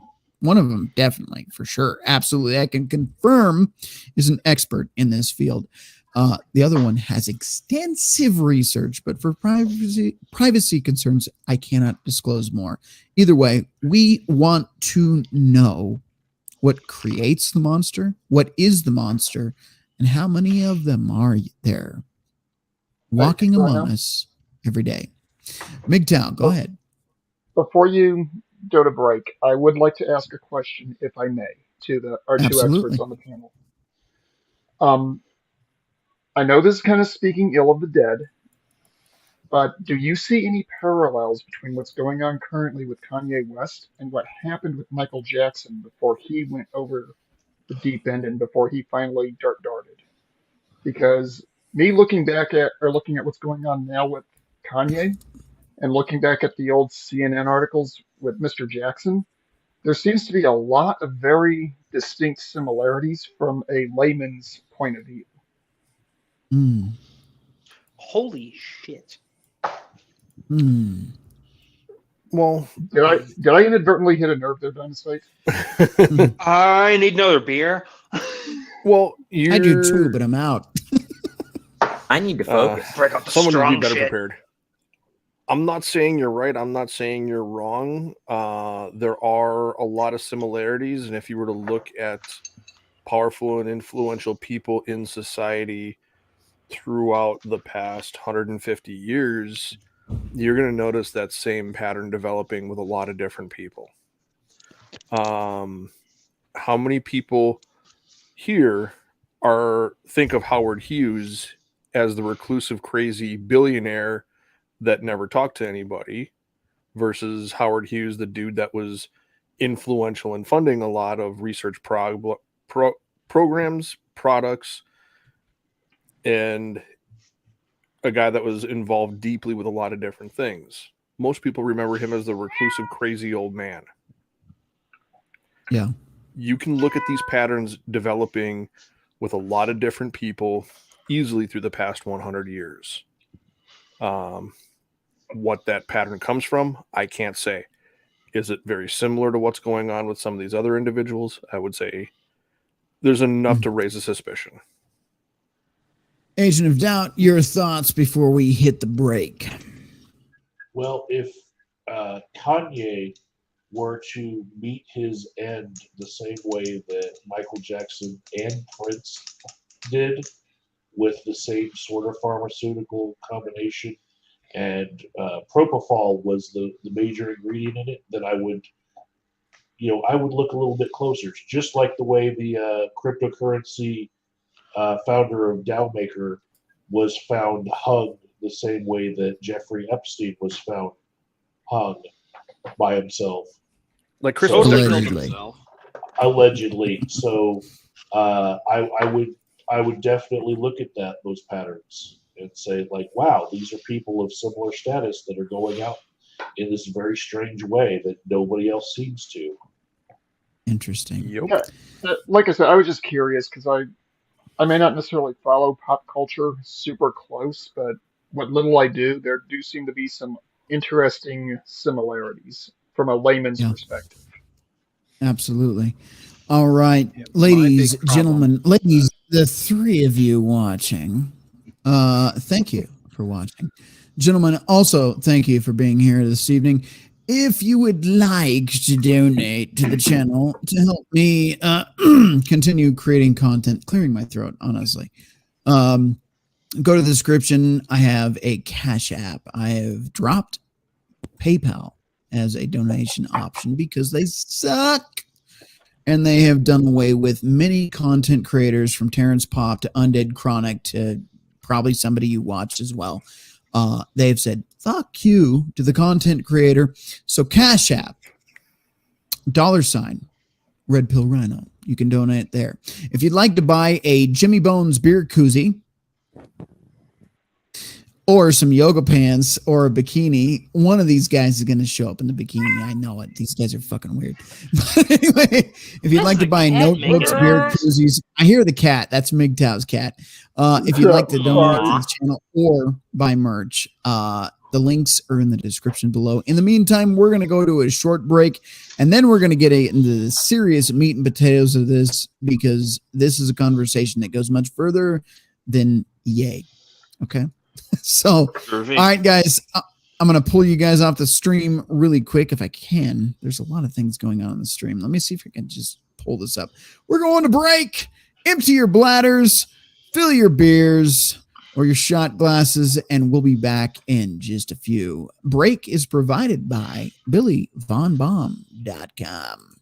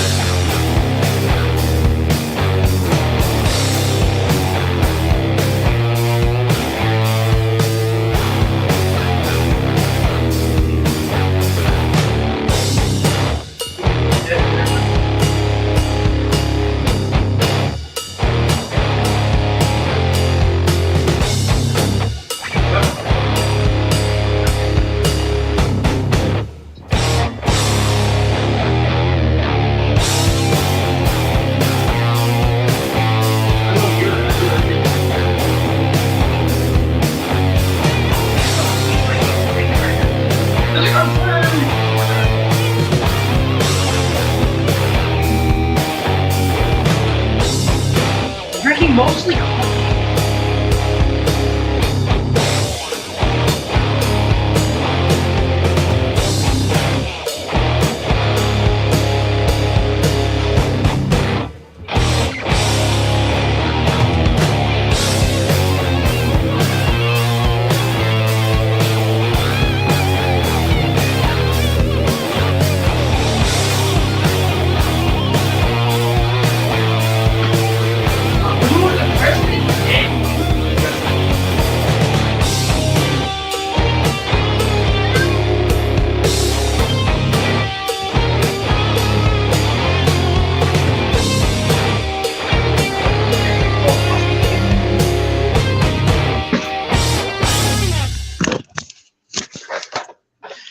Oh shit, where am I at? Here we go. Maybe. I gotta press the right fucking buttons here. Been a long fucking day. I've been on a pre-game stream. I've had a few beers. Is what it is. If you guys can hear background noise in the chat, please let me know, because we have a lot of people yelling, screaming, and yelling at their mothers in the background here, so I don't know what's going on. Shit. Yeah, that. If you can hear that, let me know. I don't know what's going on, but if you can hear it, say something. If you can't, it's for my enjoyment only. I think somebody just beat their mother in the background. I have no idea. No, Do we have a sociopath on this show? I don't know. Allegedly. Allegedly. Can you hear that shit in the background? Can you? Can you? Yes. Yeah, Chat, one, can you hear me? Two, you cannot hear the background. Let's see. What do we got? You got any carpentry this? going on back there? Carpentry. A little bit of that. All right. Wait, what is this? We had Joe Biden flying to Mass today to meet up with Prince Charles and Princess Throat Yogurt to give the Cum Shot Award. Fuck, Oh, shit. And we are off to a great second half of the show here based on that. Okay, we can hear background noise. You cocksuckers have to mute your mics in the break. For future reference, please mute your cock holes during a break. Thank you. Or get a All right, HyperX microphone like I did, and it allows you to mute it without having to press any buttons. Jackal's the expert tonight. I'm shocked. Usually he's the one bringing farts and construction noises in the stream. All right. I would read the chats tonight, but I will leave it at this. If you type the chats in all caps from here on forth, I will read your chats. All caps, because we don't have super chat here. So type in all caps like an old lady doesn't know you use a keyboard, and I will read your chats. Okay? But the Ray Pacheco was funny. I had to throw that on there. All right. So we are back. Everybody stayed throughout the break. Okay. We have two stories, maybe multiple stories from one, but we have stories. So in the chat, first, before we get into this, your favorite serial killer of choice, please put that in the chat and maybe we can discuss it further. Who is the clown killer? I'm trying to think of his name. Gacy. John Wayne Gacy. John Wayne. John Gacy. Wayne buried people in my subfloor. Gacy. Yes. Inspiration for what was his name? Pennywise, apparently. I can see that down here. I can see that. A little too good there. It got dark quick. All right, Agent of Doubt. I'm gonna put you on the spot because you've been our hostess with the mostest tonight. What are your thoughts on fucking Gacy? I would say definitely more on the psychopath side than sociopath side, and a good example of the entire dark triad. I've seen documentaries on Gacy before where he had a double life, and it was very successful. And he was political. Yes, and he was on small levels working his way up with this determination with the JCs to get into like small levels of political power. And really, when you asked the question before the break, like, where do you find people in your day-to-day that fit these qualities. I can tell you that CEOs usually have psychopathic qualities, and people who are trying to get there, and having a lot of success, well, they're showing determination that is inhuman sometimes. But I would definitely agree with that. More than say Elon Musk being having psychopathic features, which he does, and even Donald Trump. I think the best example I've seen so far was the company Theranos. Yeah, that lady had everything as far as psychopathy. So for those of us that don't know, what is Theranos? Okay, it was a company where they said that they could test blood and find different diseases in it. The founder was Elizabeth Holmes, and Elizabeth Holmes, she tweaked her look so much because she was so in tune with what would project leadership in order for her to get her way. She was using this deep voice, like a man's voice as a CEO, that she was training, and there's videos of her right before she became successful. That was not her voice. Nope. She was faking a deep voice just to project this image. Putting in colored contacts, doing the whole magic trick of makeup, but she was going for a particular commanding look, and she got it. Yep, and the black turtleneck, the hair pulled back, everything. She literally studied what would influence people to do what she wanted them to do. I would agree that she is a textbook example of that. Sorry to interrupt. Go ahead. No.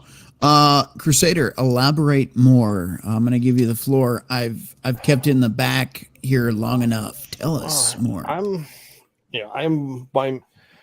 Like I said, I'm just a researcher. I'm the guy that actually looks at the inner workings of how the stuff is actually developed. But with Elizabeth Holmes, what she did is she actually built allies, and she built a backstory. She built a secondary life. She put in the time, the effort, the energy to fleece over different people and to portray she was working on this project. She made it look to people for at least 5 years prior to even launching this program. She had people putting money behind her, knowing who she was, and said got this great idea. She's got all this stuff going on in the background, and she got people that were literally the number 1 and number 2 expert in the field, that she went and fleeced them to get their names behind it to corroborate what she was doing. And then she turned around, and she literally took every little bit and piece of what she knew she could use to manipulate these people to get them to support her grift, so to speak. And she refined everything from eye color, the war paint, as you've already mentioned. She even looked at looking at hairstyles. She looked at the most minor of things. I watched a documentary on her a while back of a guy that actually interviewed her. And I guess she used to sit at home for a couple of hours and practice saying different things in different tones of voices and trying it on different people in different scenarios and situations, just to see how her changing her voice would impact how other people in different settings would react to her. She was very much the chameleon. I've done videos on female chameleons, especially if we go towards hard times coming forward in the future, that women will manipulate men for that very thing, to secure their Well, for security, period. If I may, those hard times are upon us right now. Right. Because right now is the beginning of cuffing season. Yes. All the comedians will come out of the woodwork. Oh, yeah. The guy that's going to buy the Christmas present and the Valentine's Day gift. And then breakup season is to come right thereafter. I will actually take the floor on this for a minute. I am well experienced in cuffing season. And I would tell you, gentlemen, not to engage, but here's how cuffing season works. It actually starts around October. Okay. And I'm going to break this down to you. And I want to focus on sociopaths and psychopaths here, but I will break this down for you briefly. Cuffing season, especially for single mothers, starts around October. And here's the reason. What'll happen is they're realizing they're going into Thanksgiving, they're going into Christmas, they're going to be involved with family and friends and everything else. And I'm only speaking to single mothers, okay? This isn't sociopathy, psychopathy, but this is relevant to what they just said. What'll happen is near October, the women will actually use the costume they buy as the chameleon outfit to draw you in, whether that's social media, in person, whatever. They're going to use that to gain your attention. What happens from there is you're going to get cuffed around October. You're going to go into the Thanksgiving season. If you didn't get cuffed in October, it's going to be shortly thereafter. You're going to find that she wants to invite you to family gatherings. She's going to want you to pay for the kids' gifts. And she's not going to say it. She's going to play the best tactics on you that you've ever seen. You're going to fall in love with her kids from another man. Okay. And you're going to pity that family. You're going to want to be part of that family. You're going to want to be the center of attention of that family as the white knight that fucked up. But yes, cuffing season comes in around this time of year. And what they'll do is manipulate you into thinking that you are her savior and her children's savior. So you sign up, you go to the Thanksgiving dinner. The family approves of you because she scripted them to approve of you. These are the same family that will turn on you. Keep that in mind.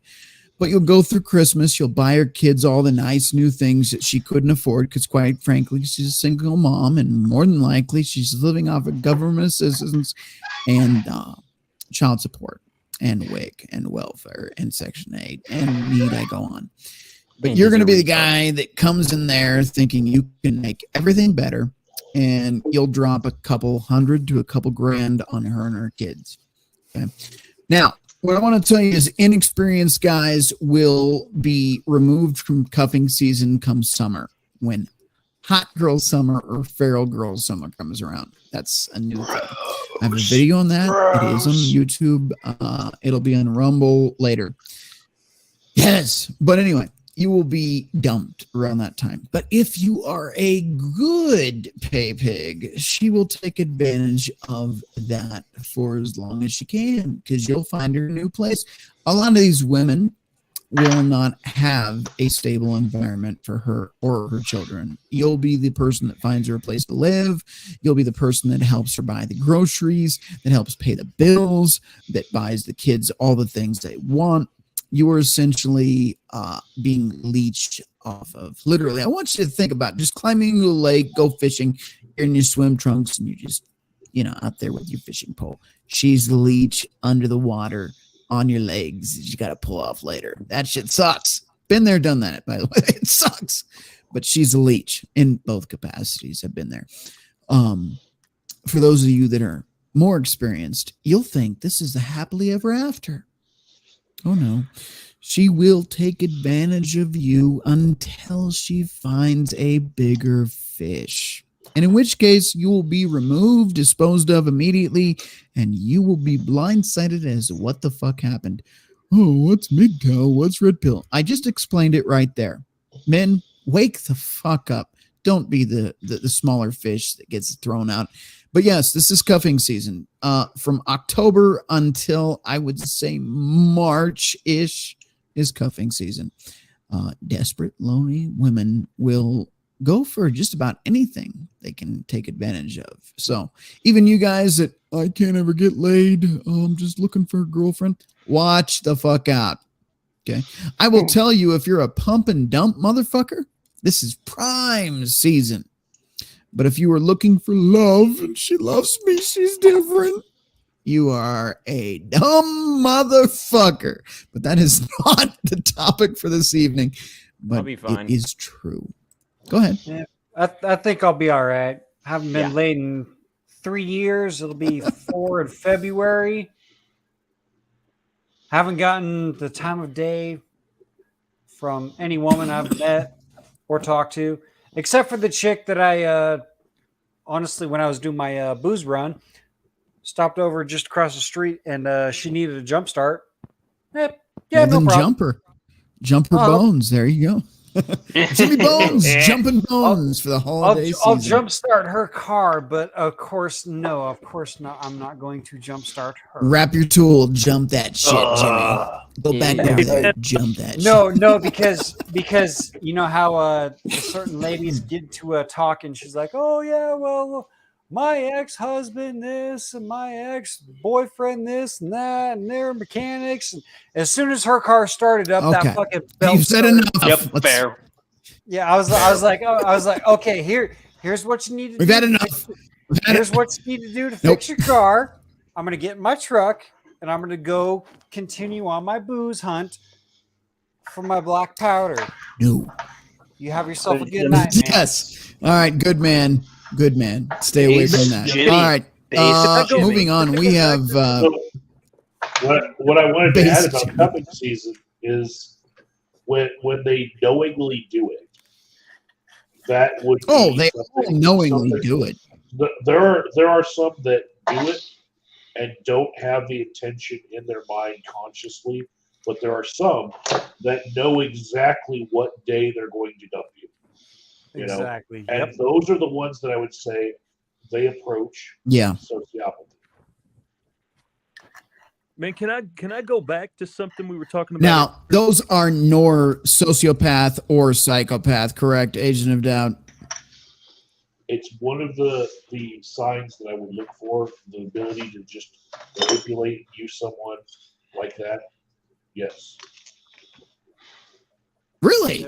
You would consider cuffing season women that knowingly know what they're doing? Yeah.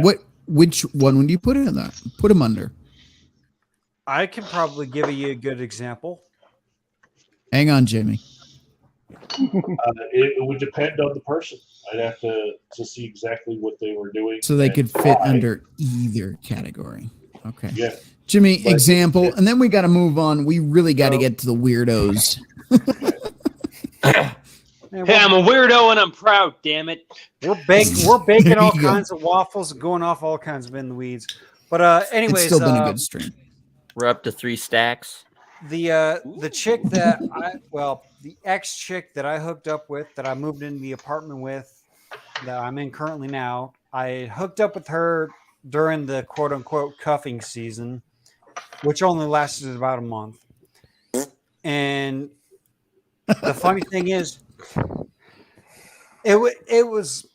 she was 22, and this was 6 years ago. So I was 28, something like that. I can't remember what the ages were, but she was of age.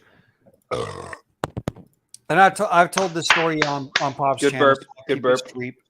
I'll keep it short and sweet.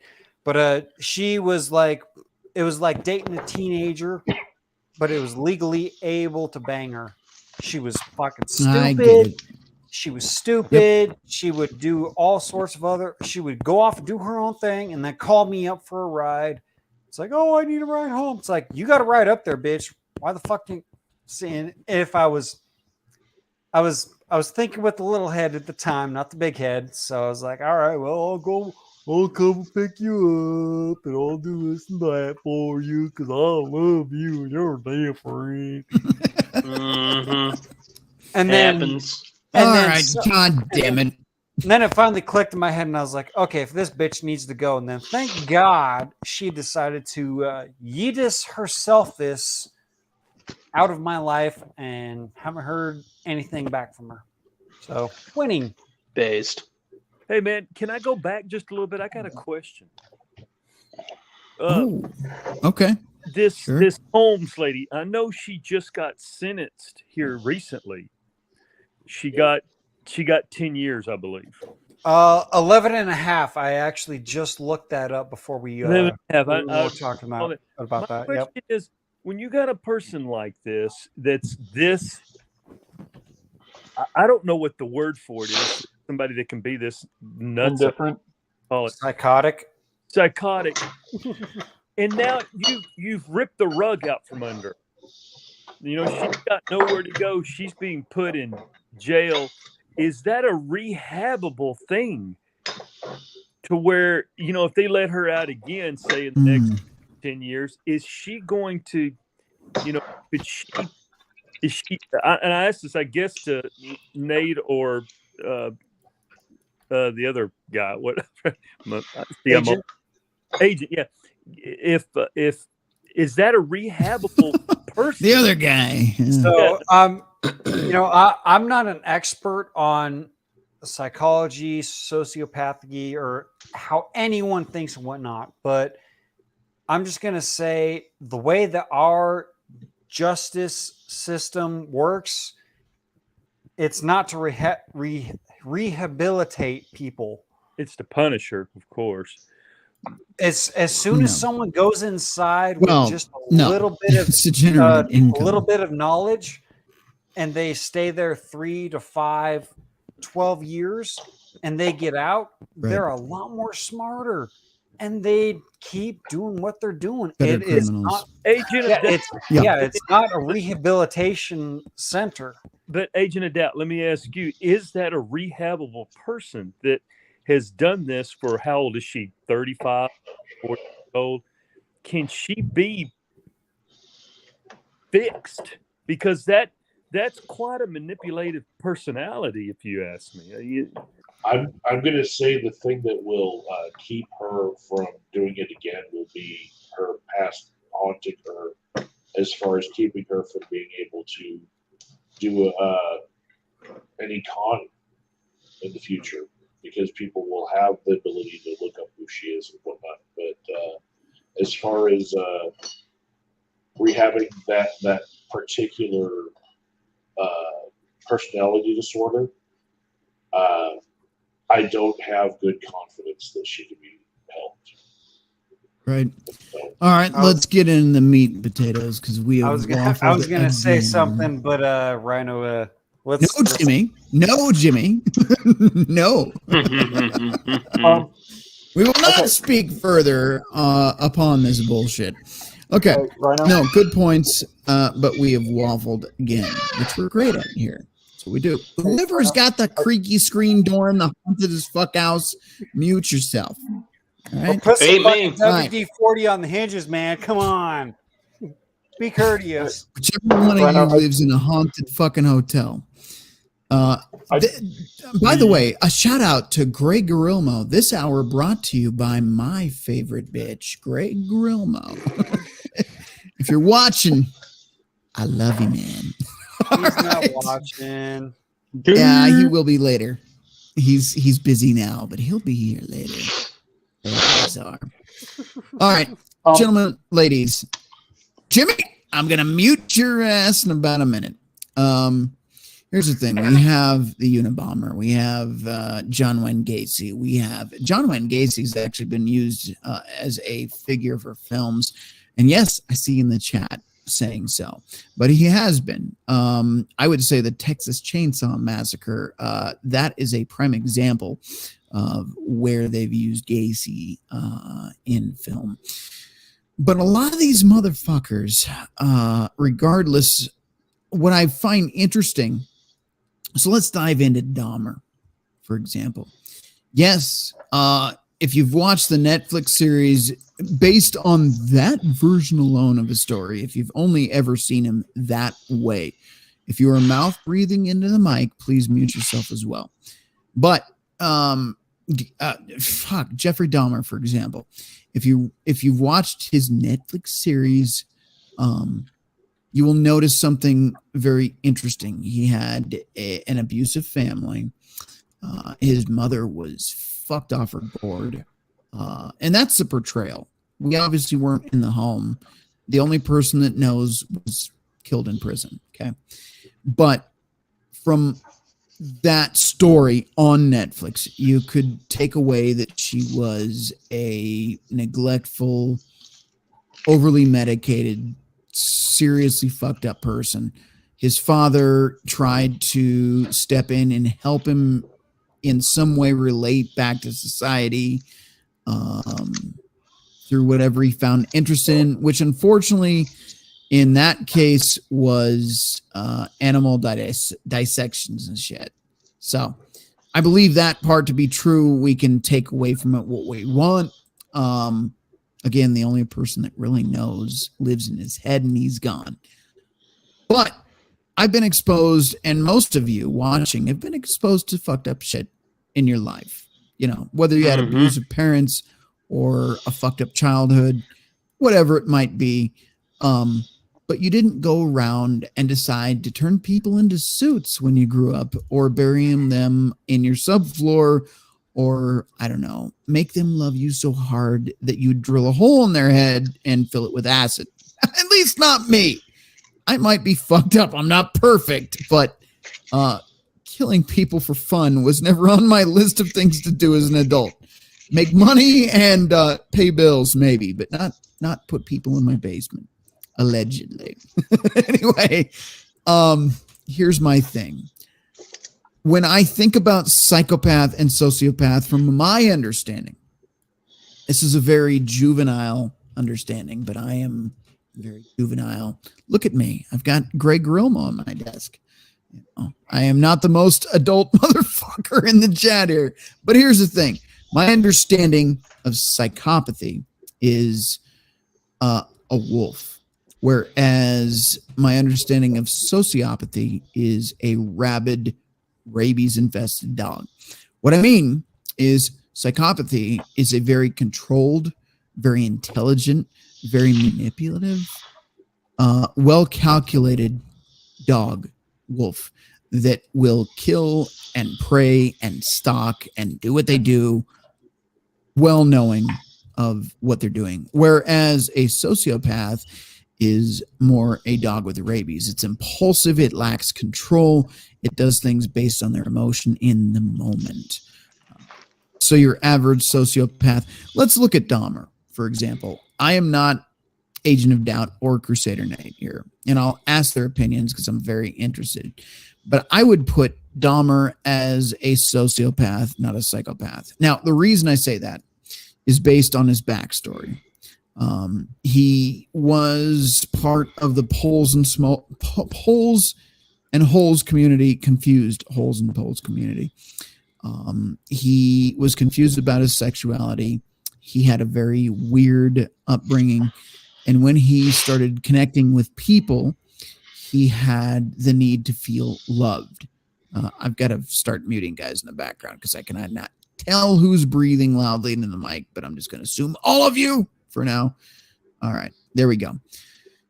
When we talk about Dahmer, his first encounters were basically love me or die. And it wasn't necessarily that he wanted to kill anybody. It was more or less his impulsive reaction to them was, if you don't accept me, if you don't love me, like my family never did appropriately, bam, I'm just going to take you out. No thinking, no logic, no reason behind it. It was just simply, bam, you're dead. Oh, shit, now I have a body to dispose of.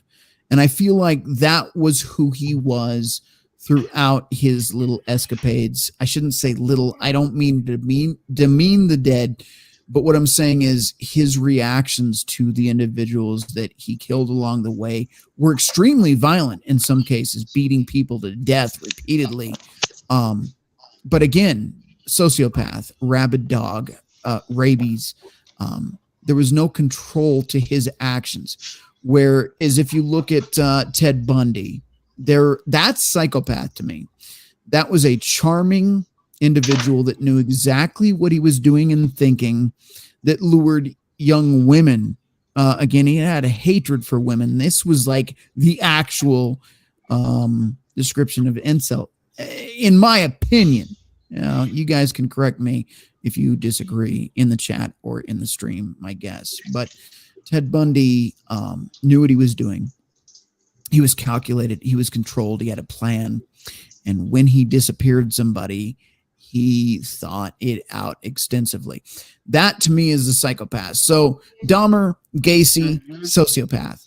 They have lost their shit. They have no impulse control. They simply have a desire to be wanted, accepted, or loved. And they will go to any means necessary to get that acceptance.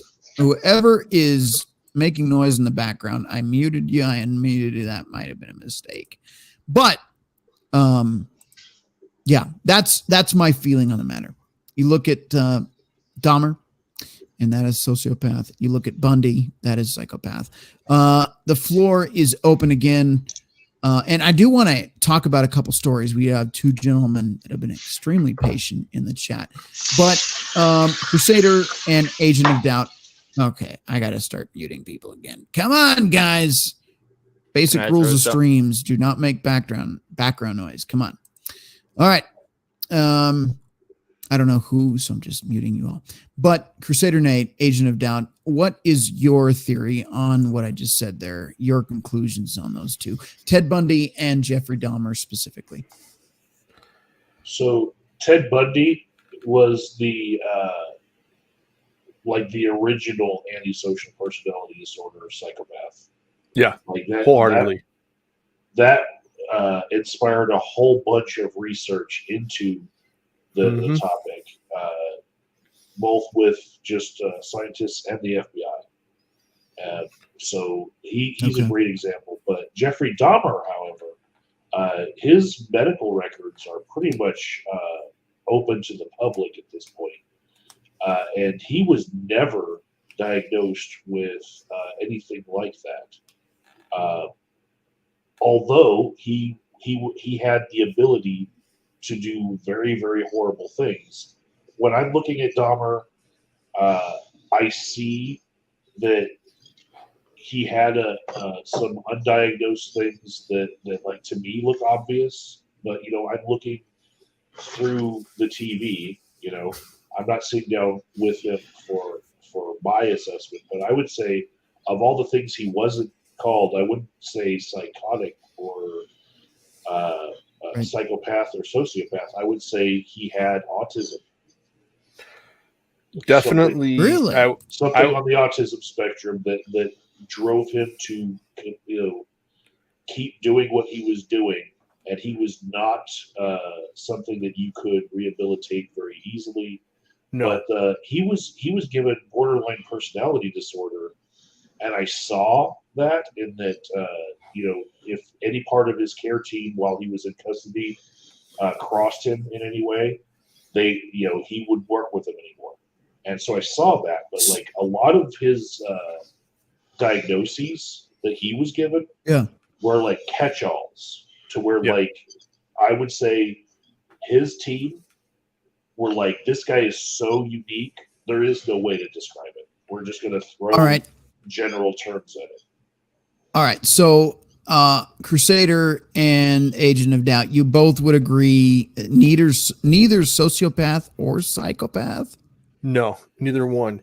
Because if you look at the background and the history of Jeffrey Dahmer, starting in his very early age, in his very early stages, adolescence and earlier, he was always different. He was always the individual who never had many friends, didn't socialize, was very. He was.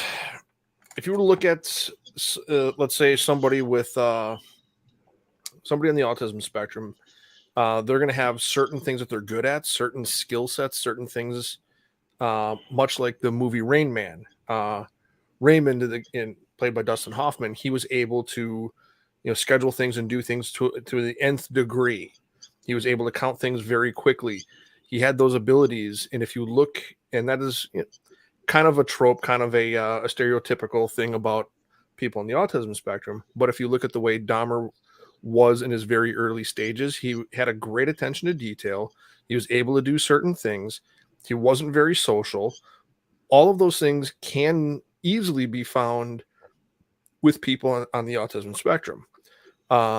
There's even theories now that people like was it Albert Einstein and Isaac Newton also would have been placed somewhere on the autism spectrum as well, going by current diagnosis today.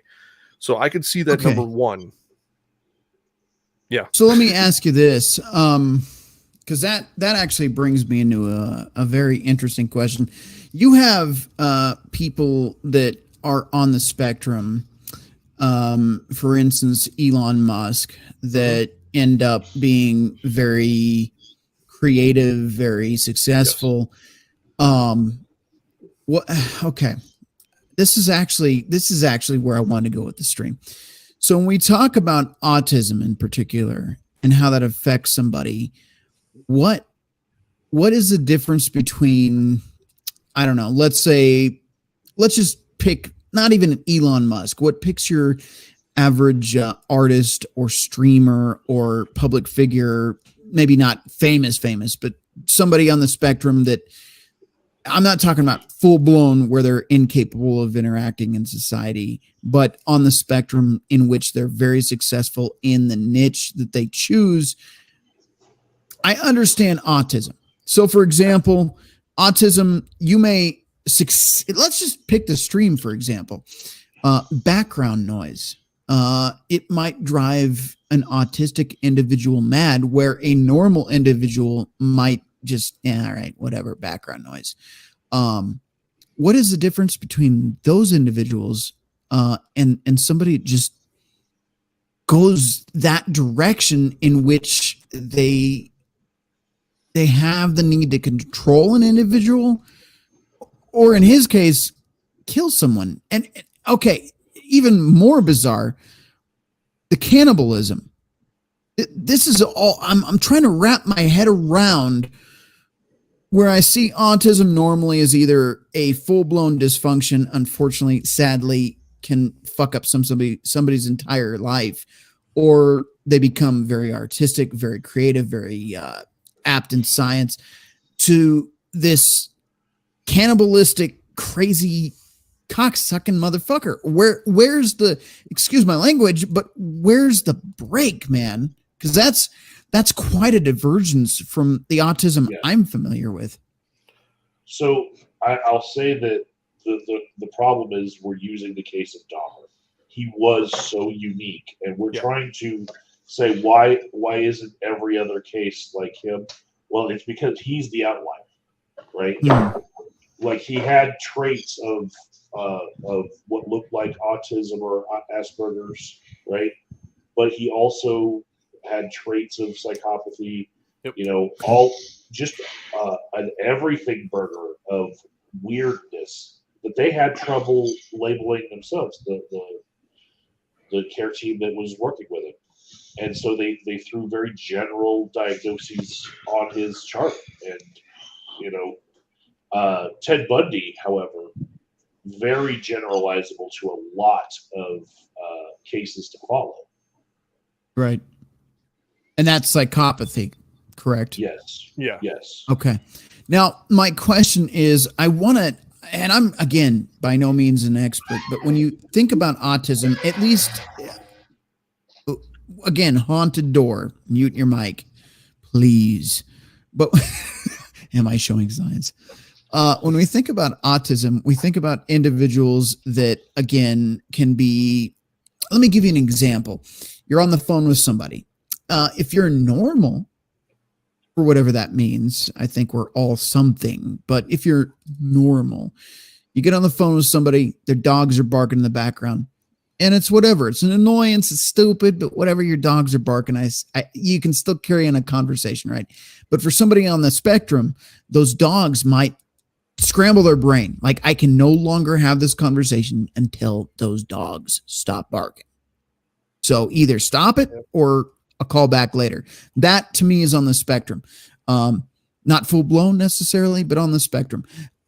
What differentiates between that and let me go further. So he had an impulse. That's only one. That was only one bit of criteria that some people with autism experience, is that misophonia, where sounds like drive them crazy sometimes. Mm-hmm. The biggest difference between psychopaths and sociopaths and somebody who has autism is the psychopaths and sociopaths can pick up on the social cues of other people. Whether or not they're feeling the guilt or have the ability to put the guilt and empathy to the side for a minute, right, they can see how they're manipulating you. Somebody who has a full-blown autism has no clue about the social cues that you're trying to give them. Like when it's time for them to leave, they very often don't realize it. If you have a face where you're upset with them for something that they're doing, they don't know. They don't pick up on it. They don't pick up on it at all. Could it?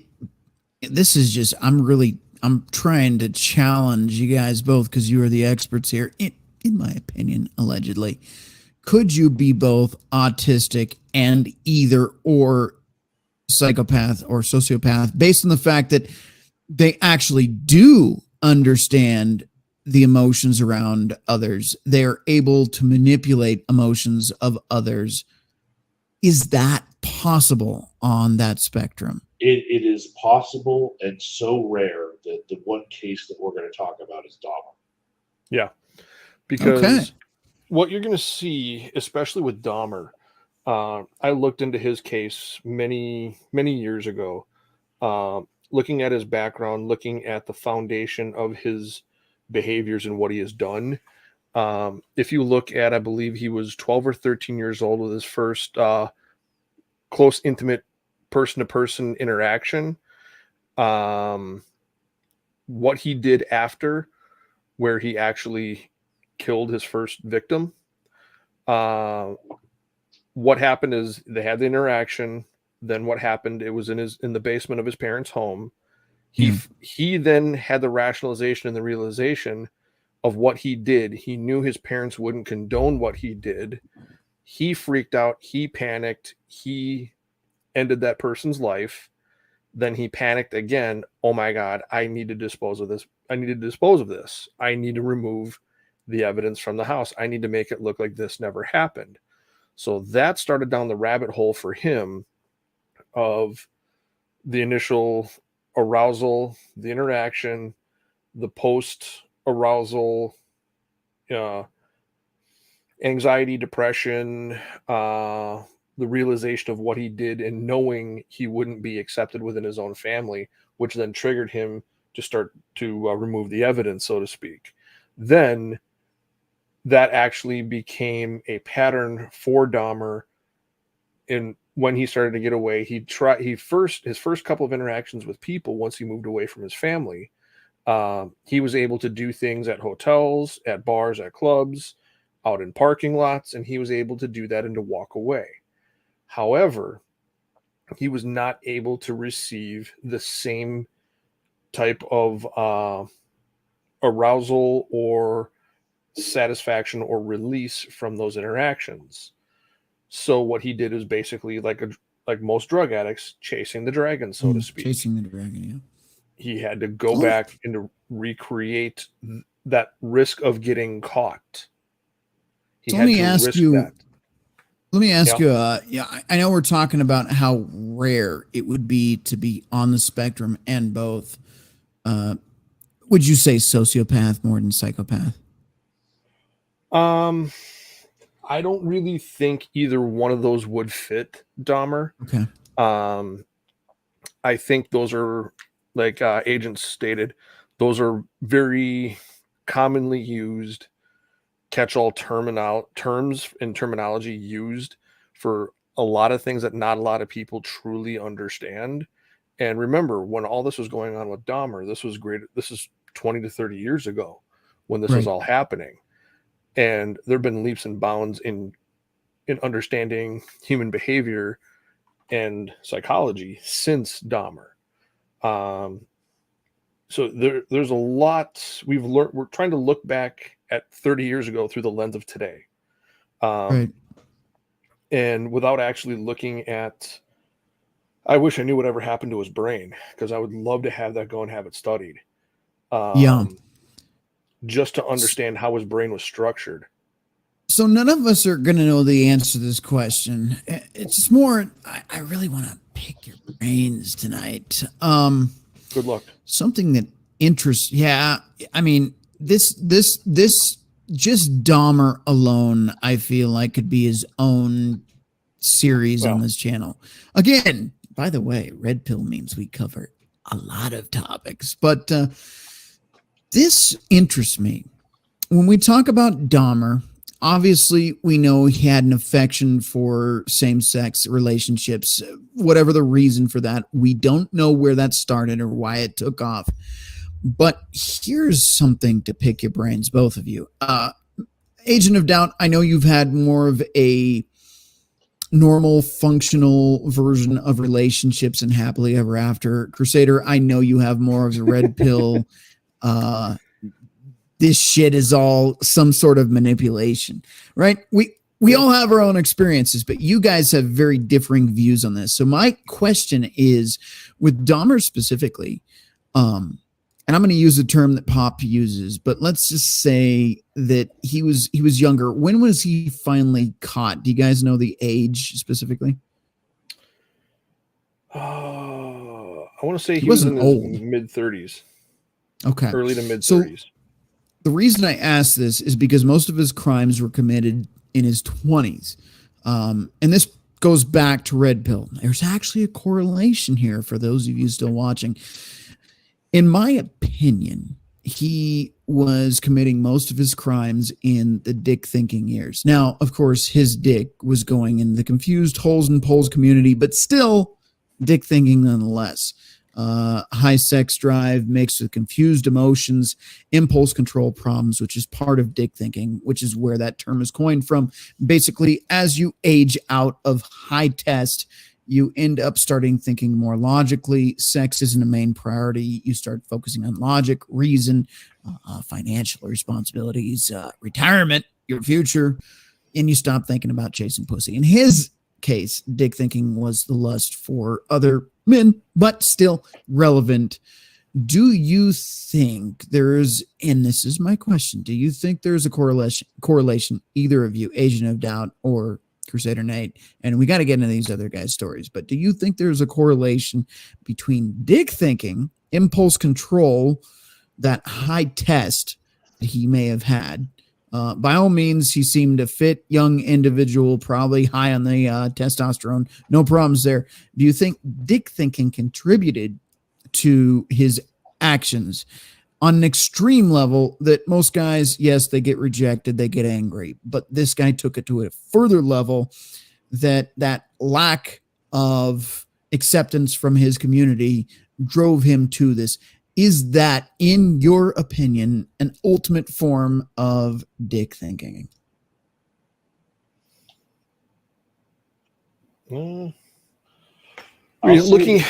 Looking at the way his first couple of interactions were in an early pubescent phase, and it did step up in severity and in interactions, more risky behaviors throughout his mid to late teenage years, as well as into his 20s. And then looking at, I don't want to bore everybody with the fun and the joys of neurology, but the average human brain doesn't fully mature, and the myelin sheathing doesn't develop on the neurons until around the ages of 25 or 26. Yep. Taking into consideration genetic influences on that. But he was able to, around that time frame, he did kind of have a little between that, like 13 and 25, let's say, the dick thinking phase, or he was doing that because his brain wasn't actually processing and handling information the way he would have post 25. Now, after 25 is when he started to do more of his elaborate retention techniques, I guess we could call it. Because what he was doing is he was looking to create a bond with an individual, which then in turn to him trying to use substances on other individuals, getting them drunk, using drugs, doing other things to try and to hold on to that individual, to try and to create the perfect partner, so to speak, which just spiraled out of control, went out of hand.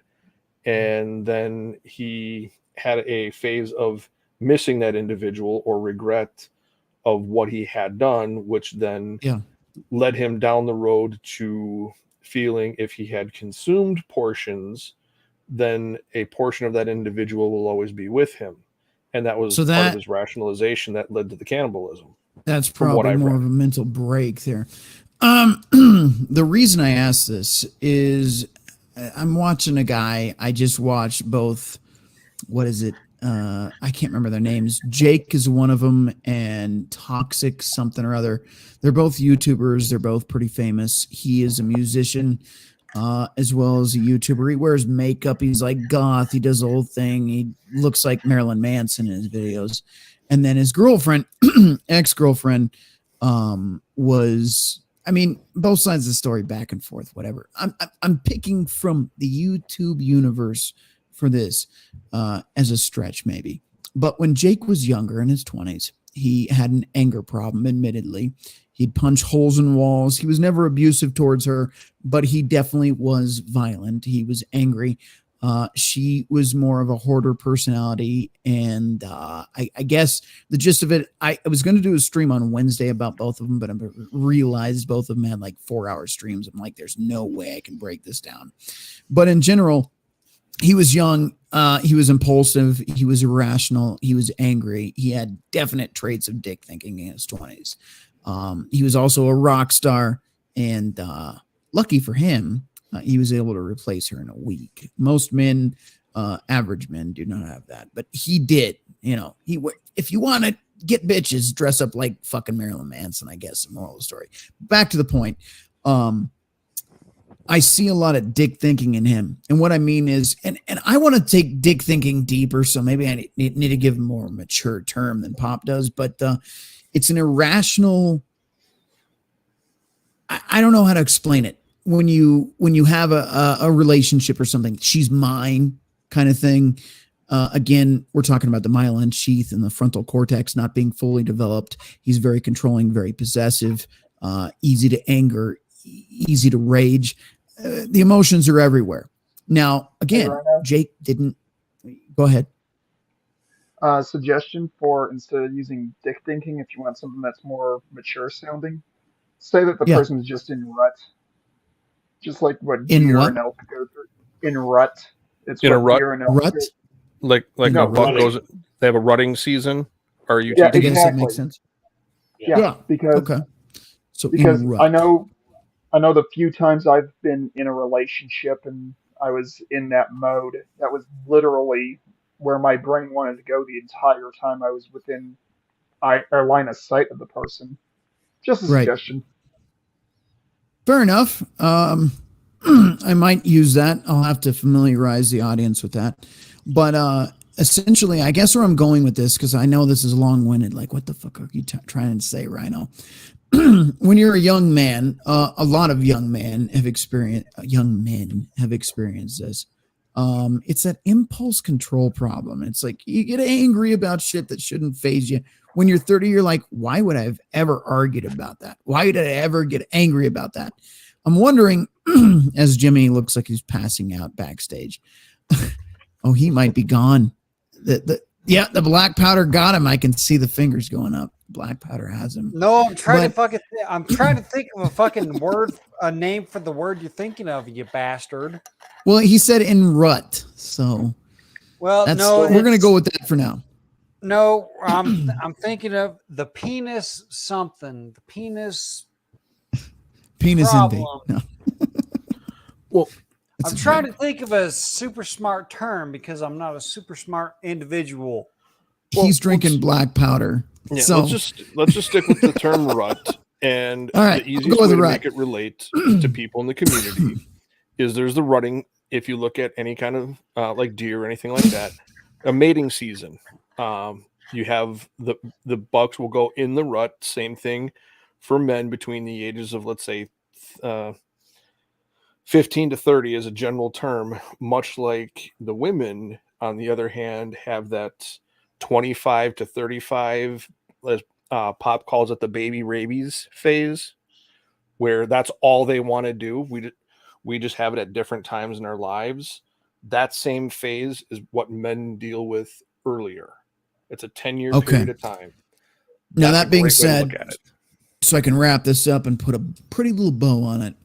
Mm-hmm. Had Dahmer had healthy environments to express that in, maybe a better family, maybe a better group of friends, he seemed like an outcast. I, in my opinion, again, I could be wrong. Maybe some people are just predisposed to being fucking crazy people eaters. But in my opinion, given a better social construct, he could have outgrown this shit. And what I mean is, yes, he got worse in his 30s. He got more exploratory, to put that lightly, in his 30s. But in his 20s, if he had a better group of people to say, hey, you're fucking up, or you're being stupid, before the whole, deleting of people thing. But if he had that, it may have pulled him back long enough for, this part of your brain to start working, that he may have not gone down the deep end. And the reason I say that is because I feel like there's a lot of people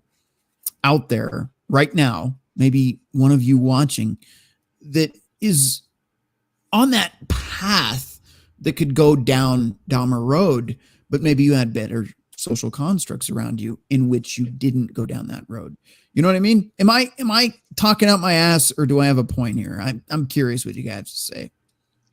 Well, I think this running season that we're talking about, and this sexual exploration, was definitely sexual repression in Dahmer's early life, because the environment he was in was definitely condemning of his sexual urges. Mm-hmm. So let's say... So there was no way for him to express himself or explore anything until he got into those later ages and got Let me compare that. He had to move to Milwaukee, basically. Yeah. Let me compare that to modern terms. Again, he was part of, as we've said in this community, confused poles and holes. But would you say that could be related to modern incels and the rise of those actions? Because what I've noticed is a lot of the people that go out and do mass deleting seem to be part of, I can't find someone that wants to share a personal sexual experience with me. I see some correlation there. Would you agree with that? I agree more broadly that their psychosocial stages where they're supposed to learn certain things and explore certain things all seem very delayed and pushed back. Yeah. Okay. And it's not Fair just enough. sexual things, but it's a lot of other issues that they look kind of interrupted in their childhood. Yeah. So the reason I want to bring that up is because my generation, I would say my age group and older, had pretty good success with relationships, even if they weren't the greatest, even if they still got, I'm never going to get married again, that whole thing. But the younger generation, we're talking Gen Z and younger millennials, what is statistics? It's something like 30%, maybe higher, of men have never had any kind of sexual encounter in their adult lives. That is a recipe for me, in my opinion, for disaster. Your thoughts on that?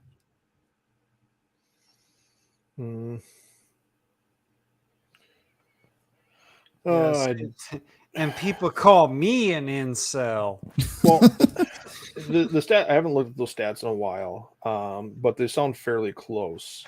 It's greater than 30%. It's 30 to 35% range, if I remember correctly.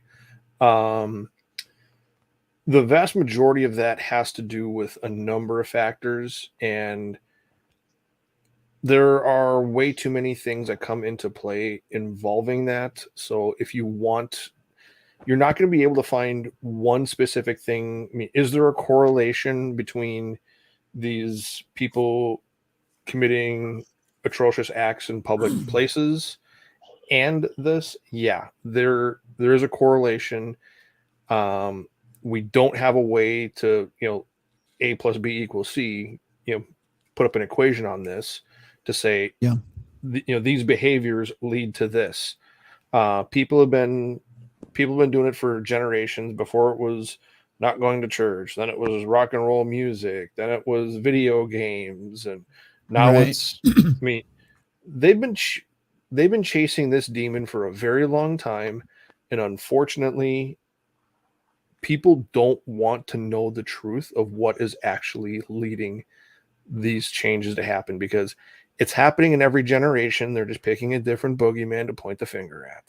Yep. So maybe earlier. Oh shit! Switching over.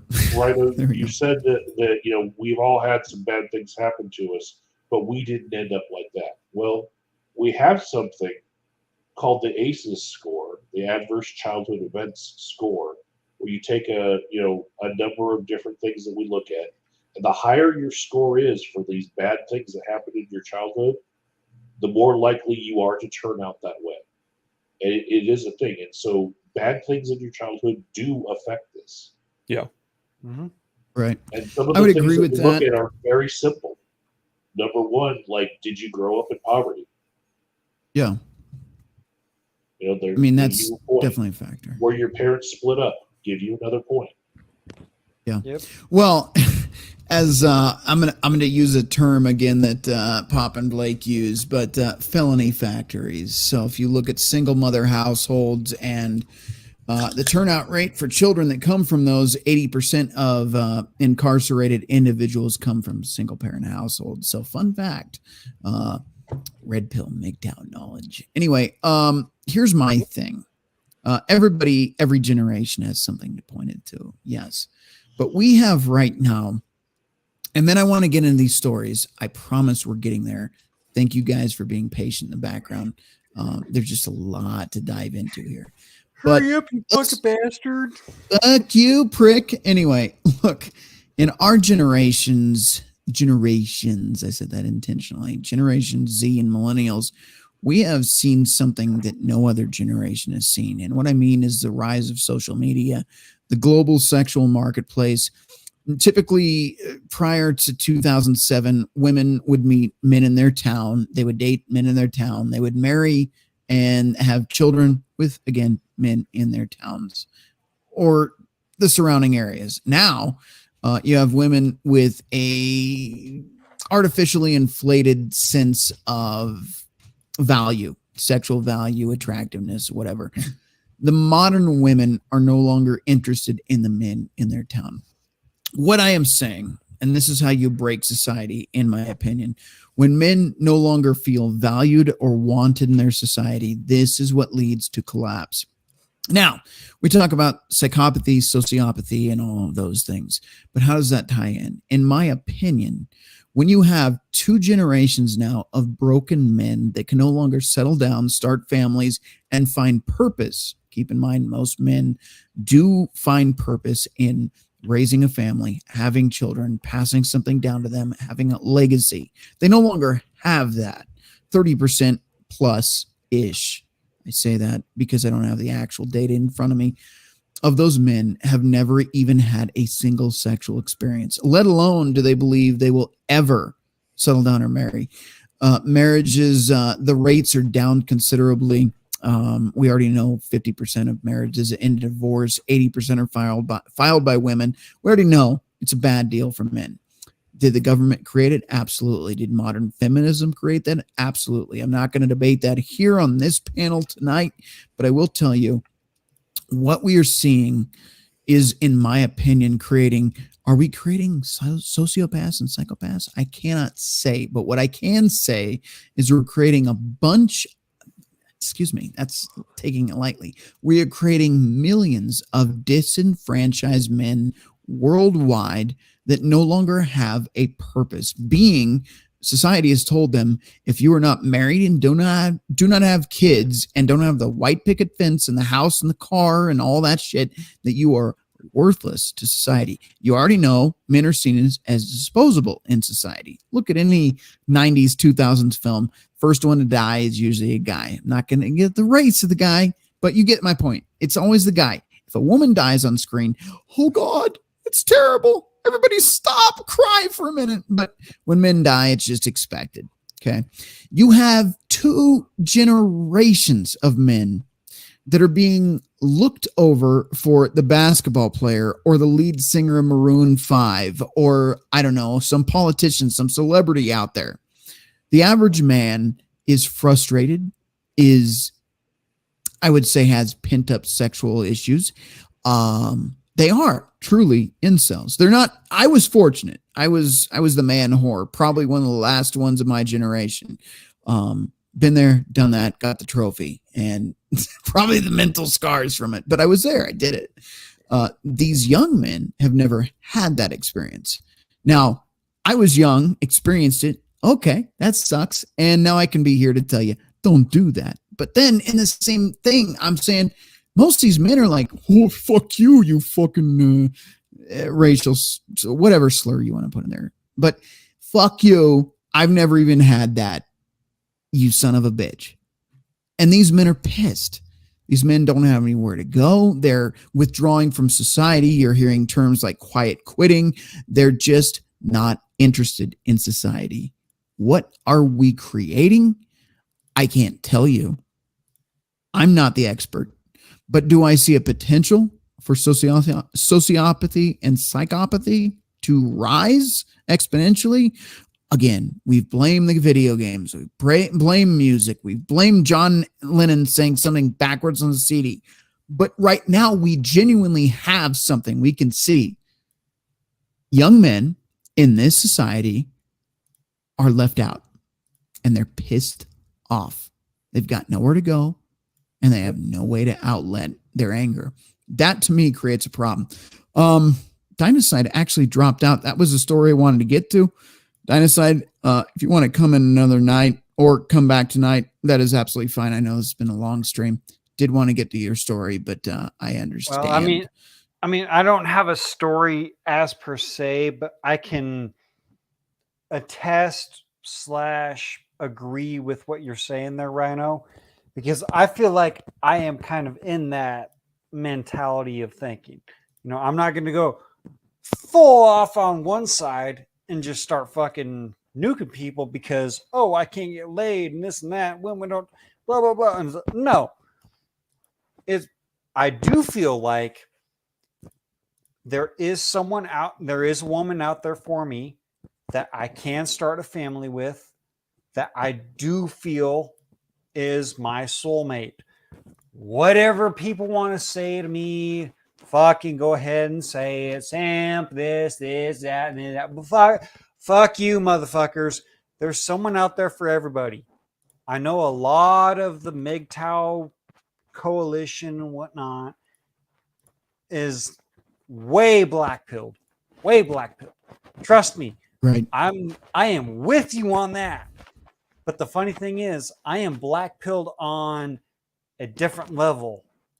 Like politically, which we're not going to get into, and all that other stupid shit. But I honestly do believe there is a woman out there that says, you know what, Jimmy? You are worthy of my time. I am worthy of your protection. We will make something of this. We're not going to do any bullshit. We're not going to argue back. We are going to argue back and forth, but we're not going to fucking divorce. I'm not going to take you for half your shit. I'm not going to do this. I'm not going to do that. I honestly do believe there is a woman out there for me that does think that. Is she in my area? Abso-fucking-lutely not. Absolutely not. And that is the black pill that I am willing to swallow. But if I happen to shit out that white pill, and that white pill like a bird, that white pill shit, you know, no offense to my future wife, if it does come to be, I'm not saying this to be I'm going to make offensive. you watch this. If the black pill I swallow makes me shit out the most beautiful, most fit, feminine, fertile, friendly, and faithful woman of my life that I've always wanted and will stick with me no matter what, well, you know what? I will gladly take her hand. I will gladly do whatever she wants. All right. Is it simping? Is that simping that says you will, as a man, you will do whatever your woman wants you to do, but you will still always man up and be the man you want to be? I think that's a separate stream. Separate stream, man. I think that's a separate stream. But MGTOW, we had Dinocyte just say fuck this and leave us. So MGTOW, you said you may relate. I'm Dinocyte, if you're still watching, I'm sorry, man. It's just so much to cover. It's a lot of shit tonight because, like I said, I'm trying to correlate. You got me drinking gunpowder and you got me making waffles, man. It's your fault. Take a few sips, relax, sit back, and let's hope that eventually Jimmy finds what he's looking for. I feel like that should be a song. We should just go to like a break with that song. What is that song? Find what I'm looking for. Does anybody know in the chat? Anybody on the panel? I'm sure someone's already made a song about that. There is a song about it. It's from the 80s. Someone's already made a song about my woes, man. Anyway, MGTOW, you said there is at least one person on the panel. It might be in that generation. What are your thoughts on this? And then also cover some of your stories because I know you have some stories about. Anyway, one thing first. Well, first of all, when it comes to the men who have not been able to get anywhere when it comes to romantic relationships, as I told you guys on the stream where I introduced myself, I've never been past second base. In fact, the last time I was even at that level with a woman was 2011, I think. So, do I meet the textbook definition of the word incel? Yes. However, you also know that I'm a Christian. I may not go to church regularly for reasons I'm not going to get into at the moment, but I have been holding on to the wait until marriage thing that they teach in the church. So, does that mean that I technically fall under incel by definition? Yes. But it's also kind of by choice because technically speaking, even where I live at, I'm pretty sure I could go find a lady of the night and spend a couple hundred or so and have a night that I would probably never forget.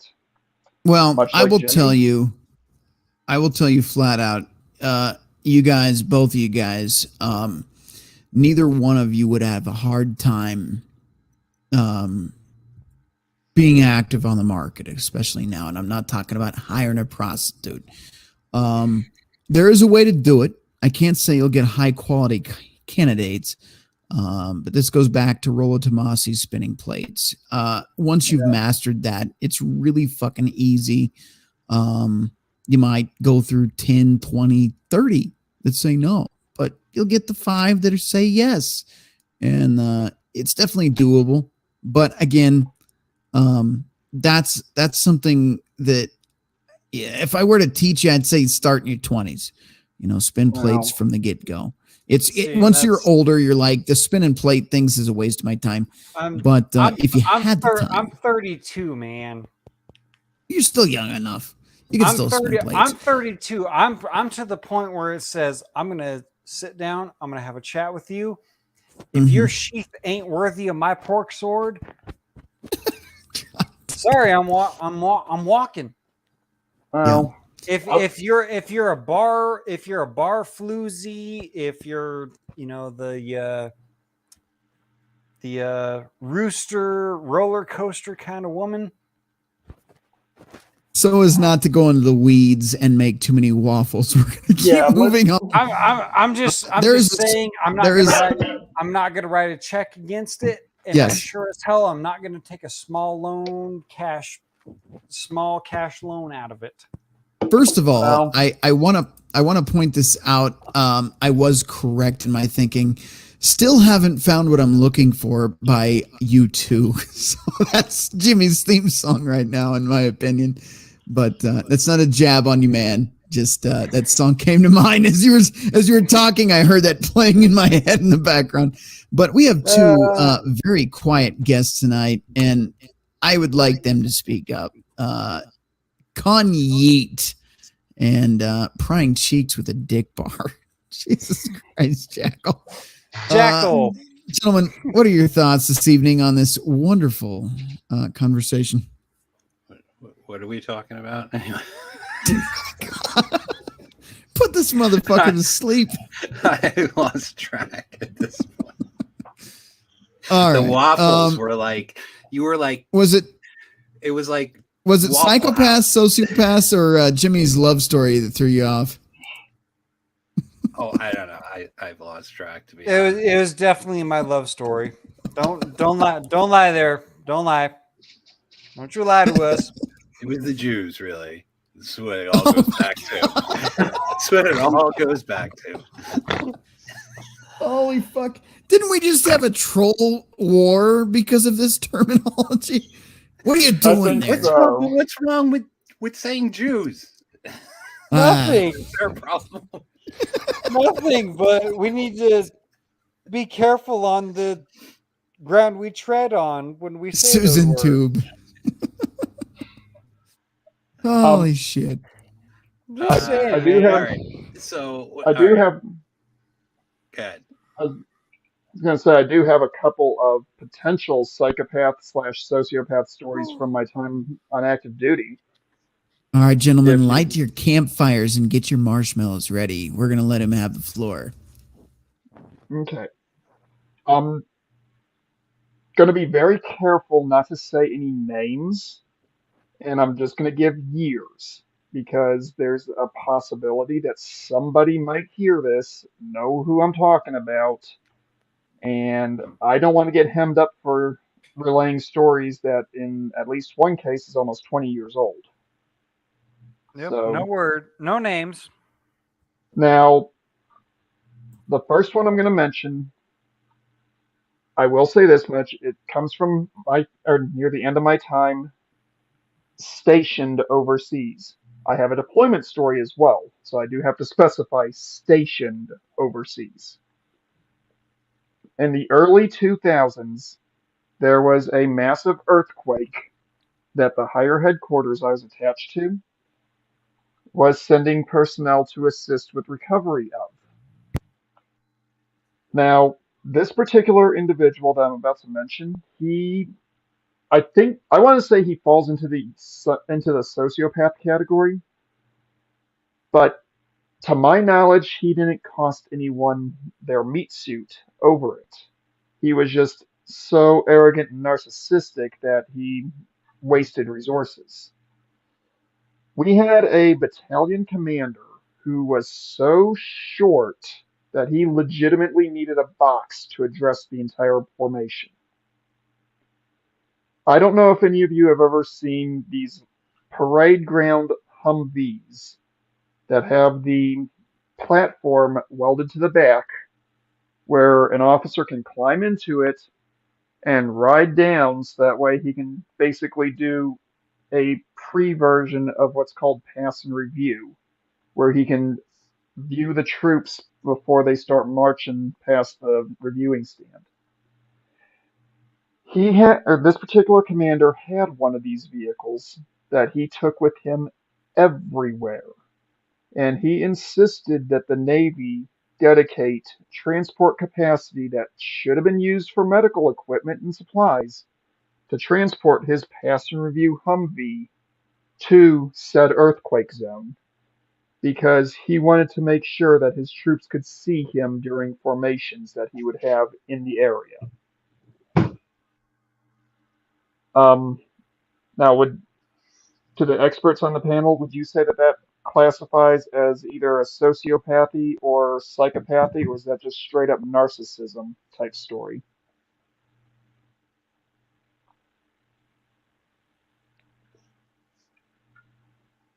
Well, I don't feel like I'm getting the full context of it, but it could be that you're just a very ableist pig and he was a handicapped person with his stature. No. The man was maxing out his PT test every time he would do a PT test. He was just vertically challenged. Yes, he basically was trying to use whatever means at his disposal to make himself look bigger and more grand in the presence of people who were underneath him, and sacrificed critical cargo at the behest of the people he was supposed to be assisting. Correct.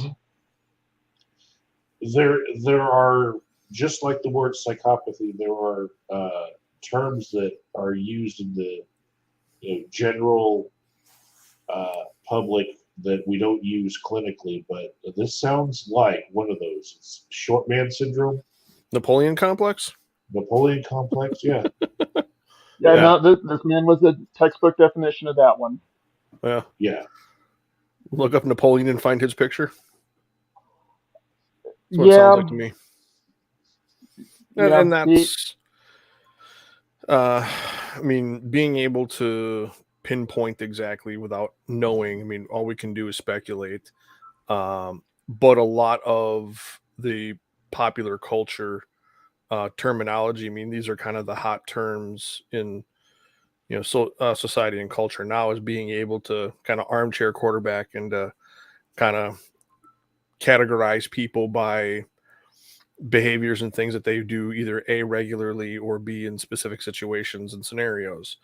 And unfortunately, the field of psychology has not done its due diligence and has not done itself any favors in the past 25 years at least, to assist itself in being taken serious as a hard science, which kind of allows and grants people the ability to go ahead and armchair quarterback and kind of, living room couch kind of categorize people like that. So I don't know if I would ever use a lot of those terms or even make any kind of a diagnosis on that. What about you, Agent? What do you think?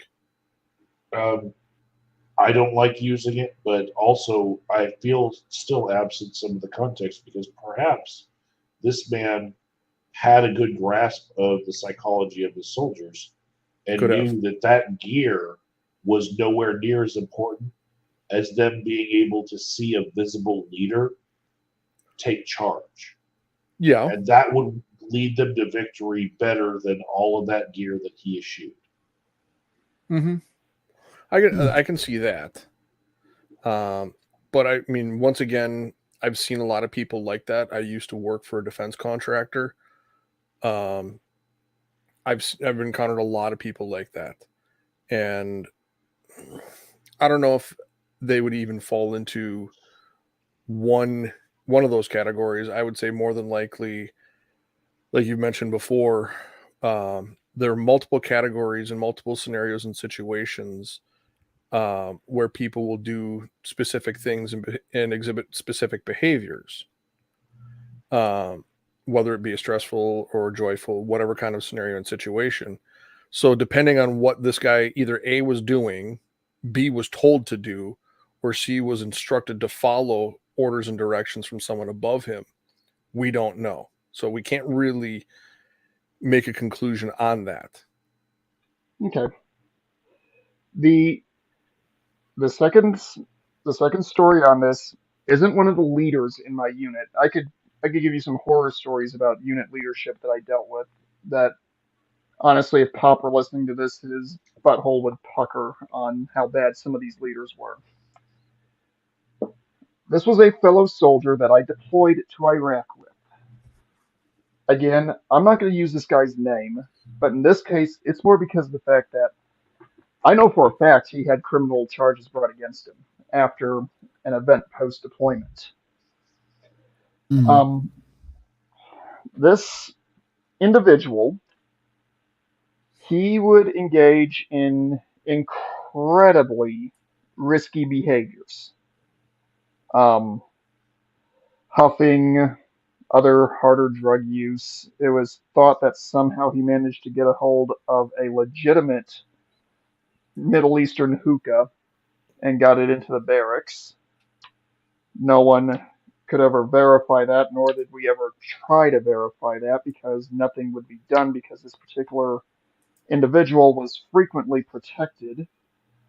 And there was some theories that he might have been part of the confused holes and poles community, which at that point in time was still not exactly well regarded in the military. But the big issue with him is he managed to get one of the other soldiers in the unit hooked on aerosol sprays, and he actually caused this person to engage in that activity while downrange, right before going out for a 13-hour convoy, which ended up costing one of the contractors that was with us, not necessarily their life per se, but it definitely caused them some permanent damage because the vehicle that this other soldier was driving ended up driving into the back of their vehicle, which it was a semi-tractor trailer rig. I saw the vehicle after the collision. The vehicle she was driving hit the back of the trailer with enough force that it pushed the trailer up into the back of the into the back of the cab and pushed the cab forward another like 10 or 15 feet, almost into the back of the vehicle in front of them. He refused to take any kind of responsibility when she straight up said that he gave her the material. And we had the evidence that he gave her the material, but we could not get in, or CID could not get him pinned. There was rumors that he was being protected by several individuals in the chain of command, but we could never prove it.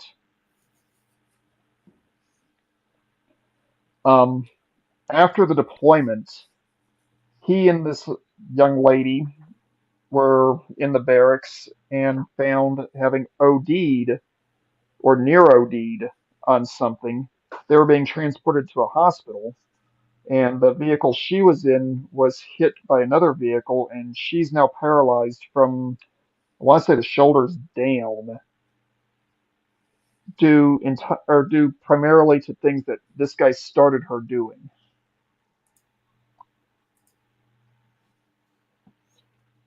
Shit. Yeah, that just sounds like erratic, thrill-seeking behavior to me, but I mean, that people do stupid stuff all the time. I mean, there's a lot of context missing, but yeah, unfortunately, I can't really give a lot more without giving away people's identities, and I refuse to do that. Yeah, but there's a lot of information, backgrounds and history and stuff like that. I mean, what I even consider sociopathic or psychopathic, traits in this. I mean, pie in the sky. Just looking at that, no, there are other issues that come into play. I mean, that's more. Okay. I mean, you're coming more into this is more agent's field of expertise. He's probably got a laundry. I mean, with just that little bit of information. I mean, you got drug use, you got erratic behavior, thrill-seeking behavior. I mean, you got a lot of problems. Disregard for authority, a bunch of other things in there. I mean, you got a laundry list of problems there. psychopathy and sociopathy, I mean, completely different dimensions of, bags to unpack, so to speak. And that's just that completely limited fair. bit of information. That's completely unfair. And also, a lot of these stories are, not only am I leaving things out to protect the privacy of the individuals that were involved, but that one that I just told you about was somewhere after 2010 that the story got fully resolved. Yeah. So there's a lot that happens between now and then, and I know that there is some literature that says there are people who get into positions of senior leadership in military, in corporations, etc., have tendencies that could fall into sociopathy, psychopathy, and similar issues without necessarily being harmful per se.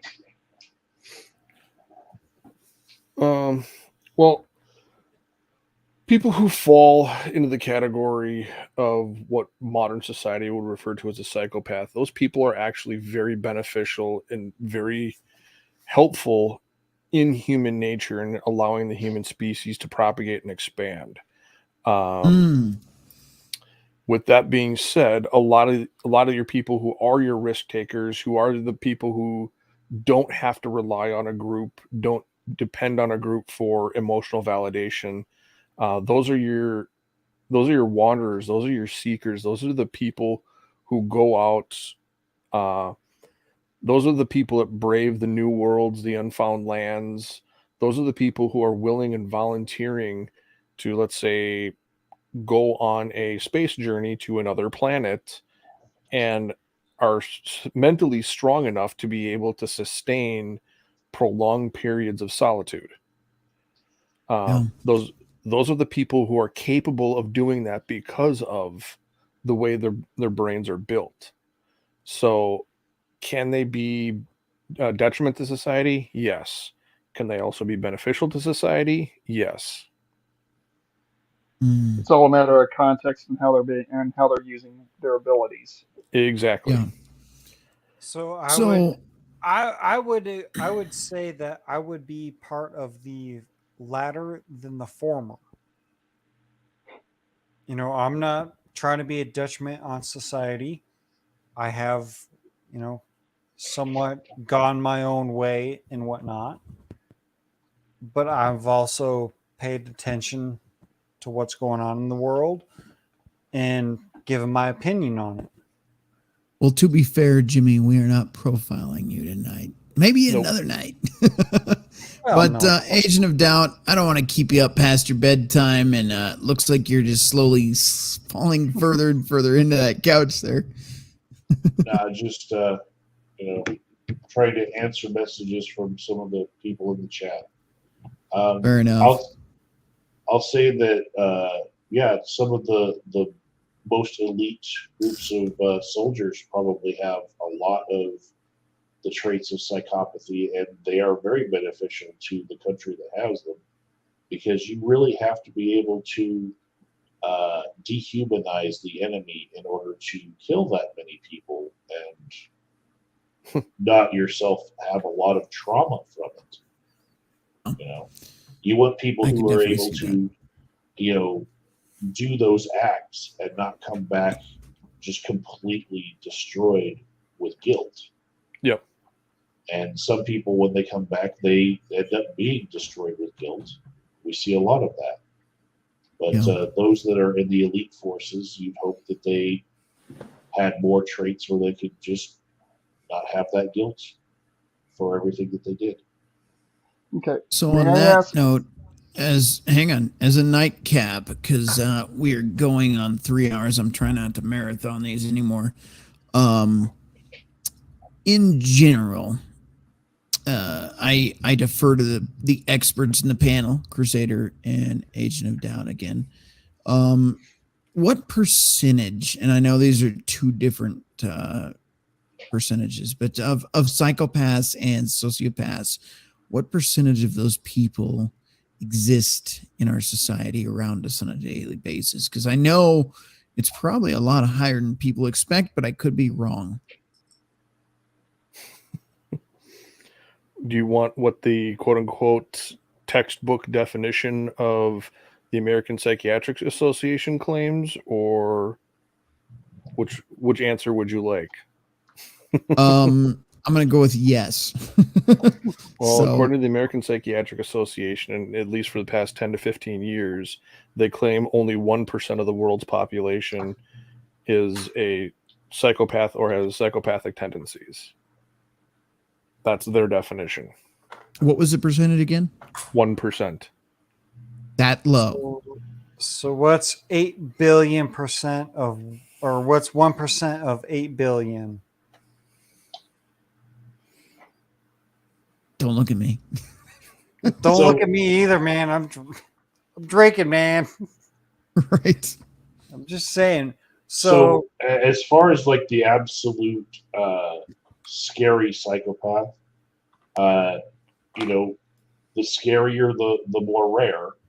But I happen to see in the clientele that I serve in my community, justice mandated clients tend to have antisocial personality disorder put on them as a label 40% of the time.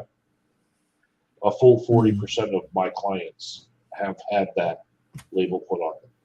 Now, do you believe that's accurate, or just the court's way of saying, fucking crazy person? Yes. Yeah, that's what I thought. That's what I thought. But in the general population, the prevalence of antisocial personality disorder is something between 3 and 4%. So for the population that I'm seeing, all of which come from prison, it's 10 times more prevalent in the prison population than it is in the regular population. Makes sense. There are plenty of free range people with antisocial personality disorder just, pumping your gas. Oh, yeah. Yeah. You're going to find a lot of that in people who work alone. You're going to notice a lot of that in people who work remotely. You're going to notice that a lot in people who work and pick career fields where they do not have, or they're not required to have personal interactions between other individuals. I see it in construction trades because people can be their own boss. Yep. And they hate authority. Yep. So they want to be the contractor and pitch the bid the job, and then if they get it, they'll do the job, but they'll do it alone and get the money and not have to have a boss. Are you guys diagnosing me? The more I hear you guys talk about this, I'm like, check. Hates interacting with people. It's like, hey man, you're like 3 minutes late for my order. Fuck you. Yep. So I would ask the question. So since the whole pandemic whole thing and whatnot and everything has gone towards more remote working where it can be done, has that percentage of sociopathic or whatever kind of thinking, has that increased? I would have to say, as the not expert on the panel, probably yet to be seen, too early to tell, but especially in the youth that went to school during the I'll just say COOF, they were restricted in learning basic behaviors, facial expressions, recognition, stuff like that. 2.5 years wearing a mask and everybody around them wearing a mask, and institutionalized education is probably going to have some effect on their psyche, especially if they were in the first 5 years of development, preschool to kindergarten. Yes. That is probably going to have a severe impact on them in the future. It was, now, does that mean we're going to have a ton of Dahmers running around? I can't say. But will it No, I definitely would. screw with their psyche? Yes. Yeah, I would agree. It definitely would not, create those kind of people, but it definitely. We don't know.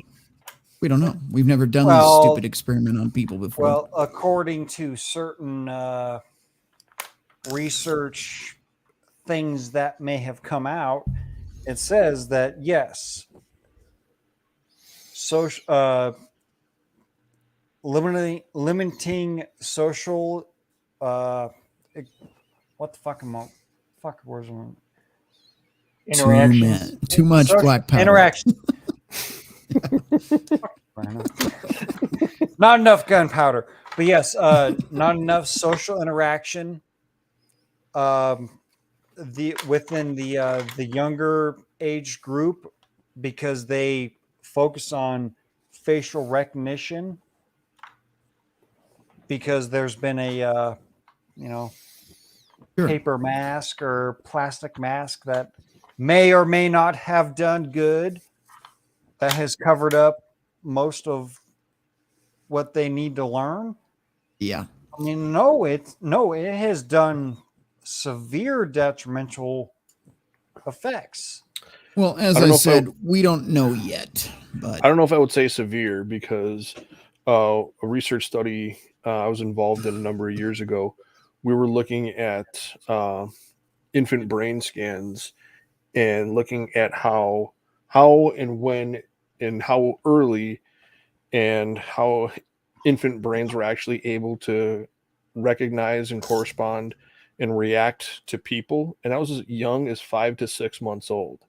So they were able to relate to other people at the age of 5 or 6 months, just looking at how their brains were responding, and their brains were responding the same as a 5, 6, 7, 8, 9, 10, 12, 15-year-old person. So a 2-year period of missing those facial cues from a parent, from a guardian, from a teacher, and social interaction, a 2-year delay in that development, it will have an effect. Yes. Will it be a measurable effect? I don't know. I can't say for sure. Could it be a statistical anomaly? Maybe. We don't know. Is it going to fall into a category of things that aren't going to be, is it going to be a difference between this generation and a generation born 10 years previous? We don't know. Is it going to be a severe detriment that this generation will never be able to get past and get over, like the Great Depression was for a previous generation? I don't think it's going to be that severe. I'm going to make the opposite argument and say that our public schools are pathways to incarceration or factory work. Oh, yeah. And I want to throw being able to break out of that might have actually been better for the children. Could be. Yeah. But I want to throw a curveball at you now, and I want to say that there is a definite rise in single mother households, in which we have called those felony factories. I stated early in the chat, Pop has stated it multiple times, 80% of those incarcerated came from single mothers' households. Now, a lot of those single mothers are on OnlyFans now. What are the effects of that, do you think, on society going forward? Oh, it's not going to be good. Well, goddamn Waffle Factory. Yeah. And I'm just. You're right.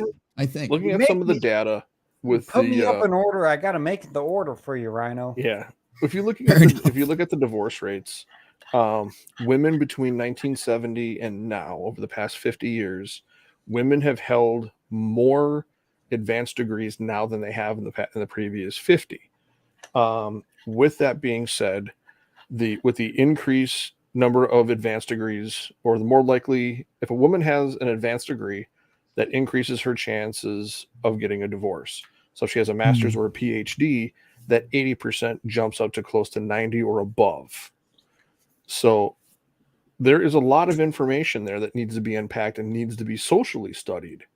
But a lot of these women that are now doing these creative content creations and quote unquote working for themselves, that's going to be horribly disastrous to society as a whole, in my humble opinion. But Agent had a great point of people now seeing what was being taught to their kids in school, and now you're seeing the rise of pod schooling in neighborhoods and people actually gathering community members to make sure that their kids don't go to these schools that are basically conditioning young individuals to be the quote unquote factory worker or to just follow orders, as the ever intelligent Stanley Milgram found out back in the, I believe, early 60s, late 50s, early 60s, talking about blind obedience to authority. Well, it honestly goes back farther than that with Rockefeller. Well, Jim, it goes further back than all that. Milgram was probably one of the first people that actually discussed the blind obedience to authority. And all that ties together with everything that you guys are talking about. Yep. There you go. Society's been trying to groom that and condition that into people. Sorry, I used the wrong word. Yeah. Don't use that word. God damn it. We're talking about pet grooming, man. We're talking about giving cats haircuts and washing dogs. Right. Calm down, YouTube. So, Agent of Doubt, I have actually a tangent question for you. Yeah. Has watching, because I'm sure you've watched not just this video, but maybe some of the others I put out, has any of this affected, changed, maybe diverted your thought process in a different direction at all? Because I know where you're coming from. I'm not going to put you totally on the spot, but watching some of this content, has it changed your mind at all? Well, definitely. Staying open to testing the different theories that are out there. Yeah, it's definitely given me a perspective that's different than people who get very entrenched in just one side or the other. Right. But I definitely see that this trend of women with more education being more likely to get a divorce having something to do with the more divorce looks available and doable, the more likely it is to happen, because if a woman has an advanced degree, she doesn't need a man for income. Not to mention, I don't know if you've seen, but there have been articles out there about starter marriages now, and that's becoming normalized in women's popular culture, that the first marriage is just to determine if a marriage is for them, or maybe it's a test. They're suggesting that marriage is dating, kids is marriage, and the second marriage is actual commitment now. That's that is an article that's out there, but you know how this goes. Men, we are more independent. Women are more groupthink in just biology in general. And you see a lot of this becoming normal, that women think their first marriage is just kind of a game, a test, not really serious. I think there's definitely on both sides of the aisle a willingness to speak the truths that the other side are not willing to speak. Yeah. Even in this show, I would say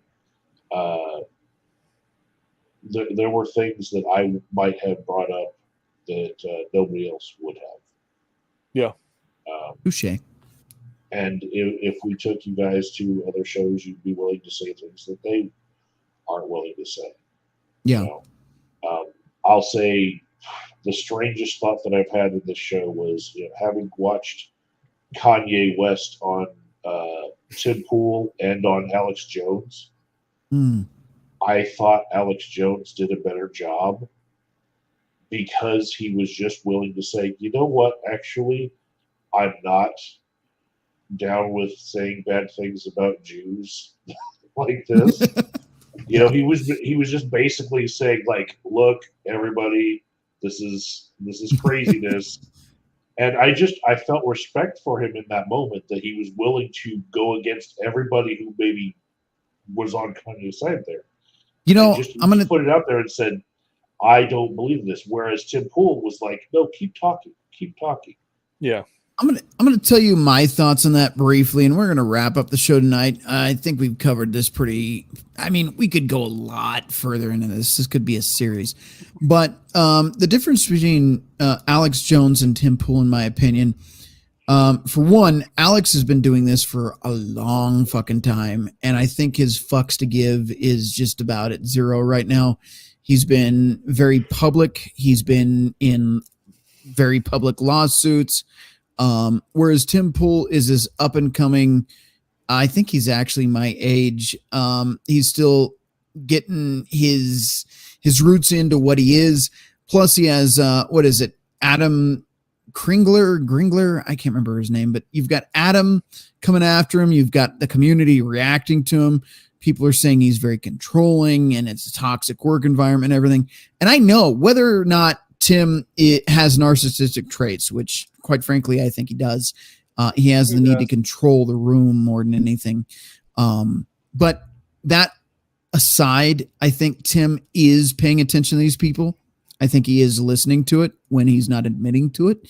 I think it is getting under his skin.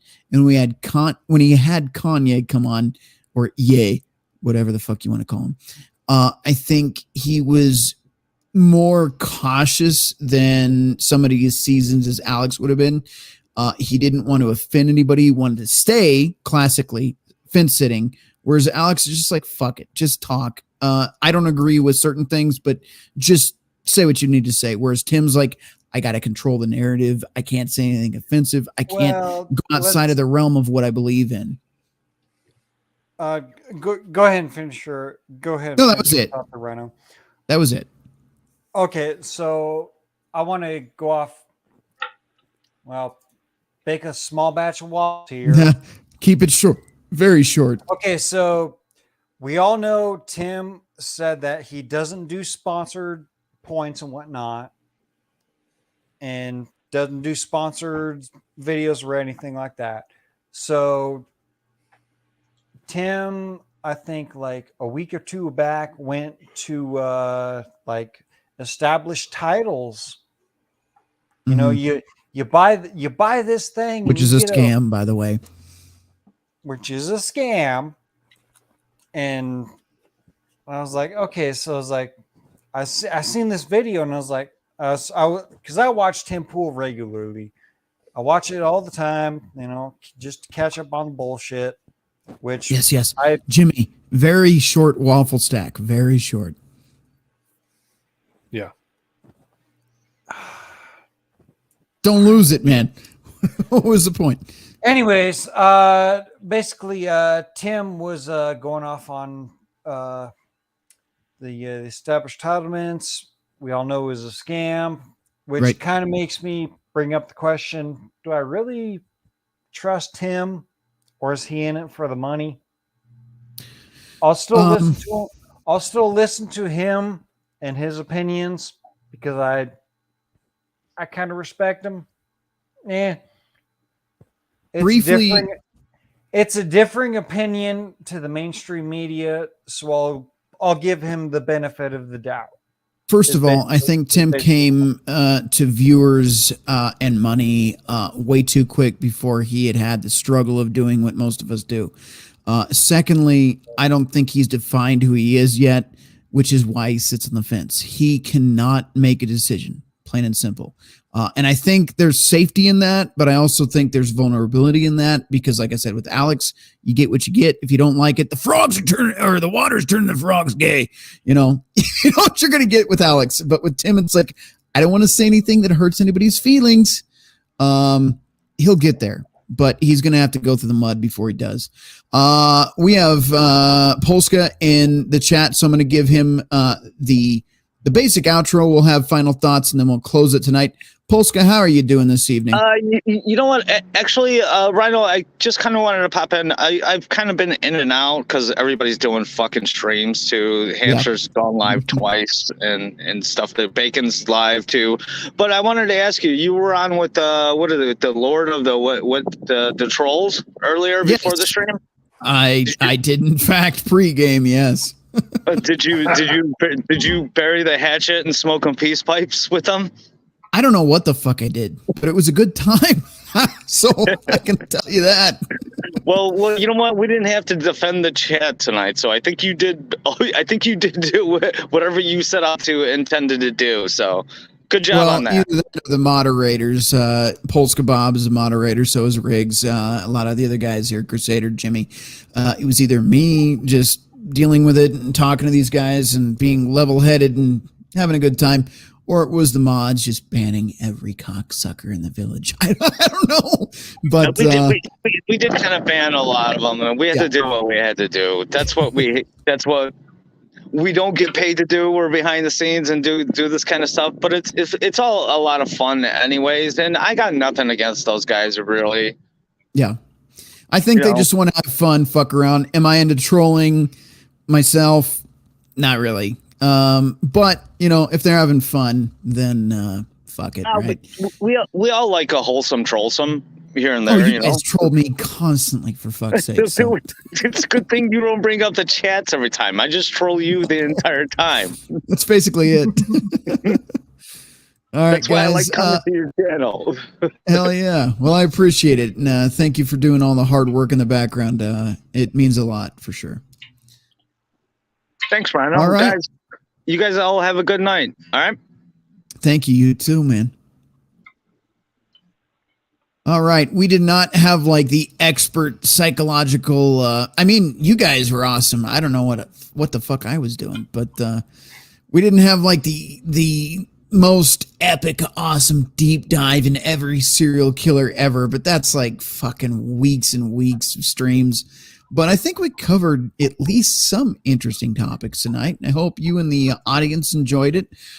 Agent of Doubt, if you haven't checked him out already, you can tell he's actually a smart motherfucker. So go over there and subscribe, watch his videos, like them, promote him in the algorithms, and make him the new master overlord of YouTube. That's our goal here. And maybe...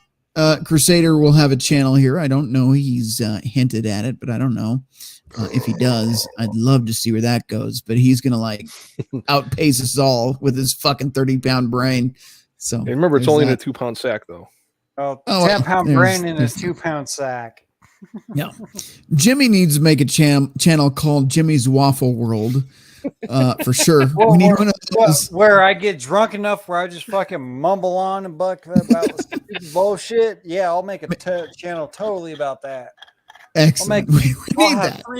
I'll have 3 million subscribers by the end of the month. Watch. We have to mention again Jeffrey Paul, Billy Von Baum, Jackal the Emperor, and Dinocide. We didn't get to talk to him tonight. That was my fucking fault as a host. We waffled on a little bit too long, and we didn't get to his story. So maybe for another night, we can talk to him, unless he hates us now for keeping him in the background. No, again, it was good that we got to talk to MGTOW Mando as well. If I missed anybody, it is completely eluding me. I think I covered everybody that came on. Hope I caught everybody that came on the stream. Jeffrey Paul, Billy Von Baum. Yeah, I think I covered everybody. If I missed you, I'm an asshole. I'm sorry. But I do appreciate you all coming on the panel tonight and chatting about this. Like I said, we didn't go down like every serial killer's story, but, we covered some interesting topics. So I think we did okay. We're going to have final thoughts from you guys. I'm going to go in order. So Crusader Nate. Crusader Nate. I'm out. Thank God. I'm not going down that path. But Crusader Nate, final thoughts. Final thoughts. I was privileged to be part of this panel. Agent of Doubt. I would look forward to having further discussions like this with you in the future if Oh, possible. hell yeah. Everybody, Walt Disney, you're still here. Good to see you. But yeah, man. everybody do your thing. Stay happy, stay healthy. Live your life. Don't listen to anybody else telling you what you should do. Do what makes you happy and move on. And we will be back in the future sometime, somewhere, some way. Probably Wednesday. All right, Jimmy, I'm giving you exactly 30 seconds. Agent of Doubt, if you want to join us in the not Discord, but Gilded Chat, I'm sure Rhino will more than happy. Oh, hell yeah. Give you the link for it. Everybody, don't drink gunpowder. It's bad for you. Let me do that for you. Let me be the stupid son bitch so you don't have to. Have a good weekend, everybody. Damn, he made it in like 20 seconds. All right. 28. 28. You count. I was just looking at my watch in general. MGTOW Mando, your final thoughts for this evening. Just same as always. Thanks for having me on. I learned quite a bit from Crusader and from Agent of Doubt. I hope my questions were actually somewhat intelligent. Oh yeah, man. You definitely contributed to the show.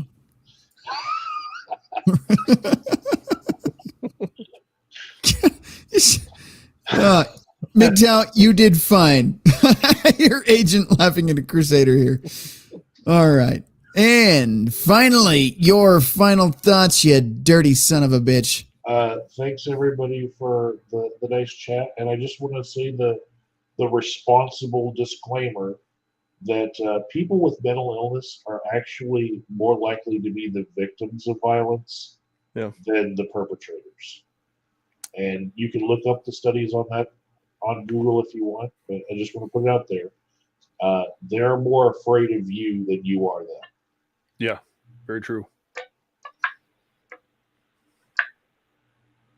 Shit, I cut myself off. All right, hang on. I don't know what my final thoughts are. Some people with mental illnesses might just create YouTube channels. So that's my final thought. No, but in all seriousness, gentlemen, it is Friday night. Ladies, the three of you watching, have a good weekend. Be safe. Don't do anything stupid. I'm not going to totally rip off Pop, but yeah, don't drink and drive. That's stupid. Try not to end up in jail. Don't do anything illegal. Don't become a sociopath or psychopath and put anybody in your basement for fun.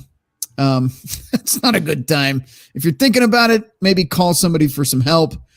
And that's not the best way to end this show, but that's what I got for you tonight. Don't kill anybody this weekend or in general. It's not good form.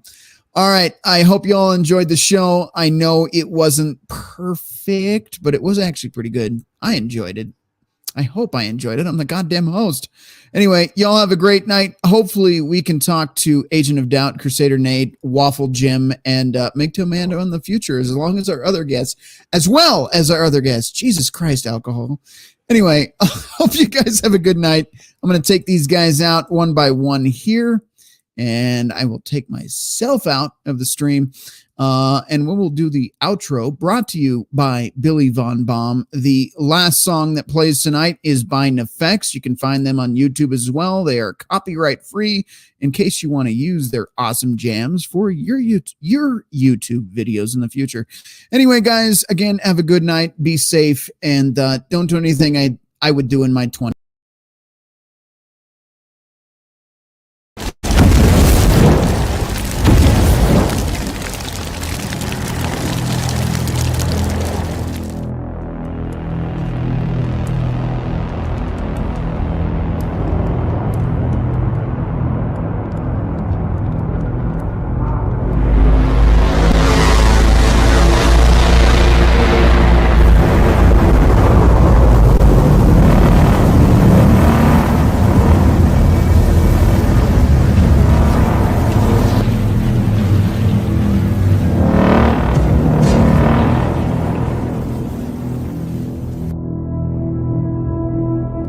We are the arbiters of this society. Repeat after me. As a good citizen, we must maintain a neutral carbon footprint. Repeat after me. We must eat the bugs. Repeat after me. We must eat the bugs. This is a world that we create and manage. The people, they need to be controlled. We will give them truths, but only our truths. They are not to seek information anywhere else. It is my job to keep order. So what you saw didn't happen.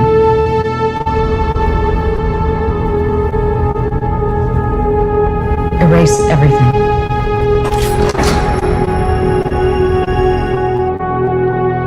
You a grunt? I used to be one, and I was good at it. I know. Things were simpler then. I have some questions. You need to understand, we're being hunted. By who?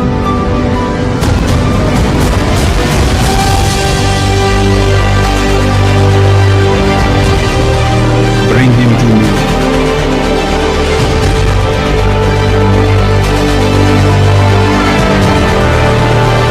This breaks the world.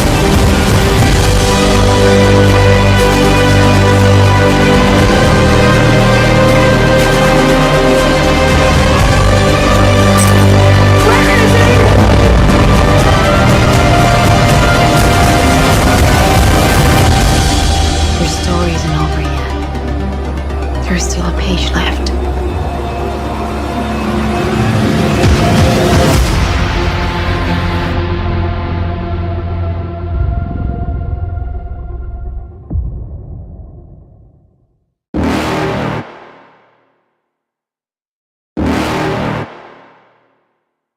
You're never gonna make it, you're not good enough. There's a million other people with the same stuff. You really think you're different? Man, you must be kidding. Think you're gonna hit it, but you just don't get it. It's impossible, it's not probable, you're irresponsible. Too many obstacles, you gotta stop it, yo. You gotta take it slow, you can't be a pro. Don't waste your time no more. Who the fuck are you to tell me what to do? I don't give a damn if you say you disapprove. I'm gonna make my move, I'm gonna make it soon. And I'll do it cause it's what I wanna fucking do. Cause all these opinions and all these positions, they come in millions, they blocking your vision. But no, you can't listen, that shit is all fiction. Cause you hold the power as long as you're driven.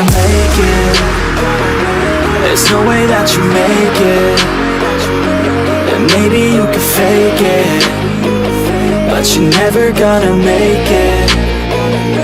Aren't you just gonna take that? Make them take it all back.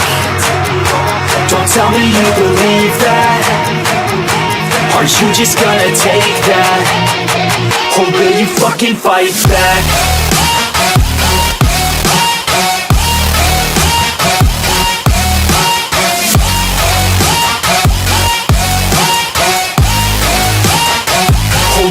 Fucking fight back.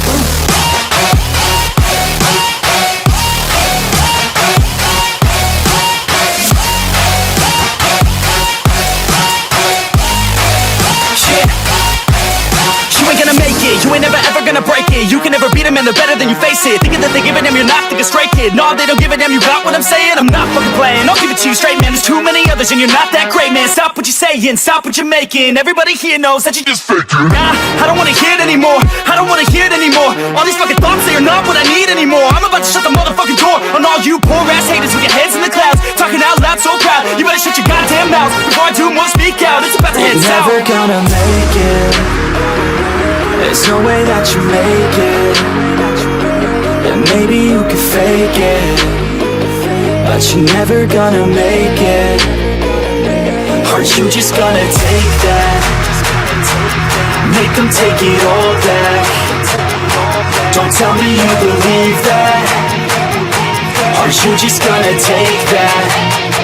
Or will you fucking fight back?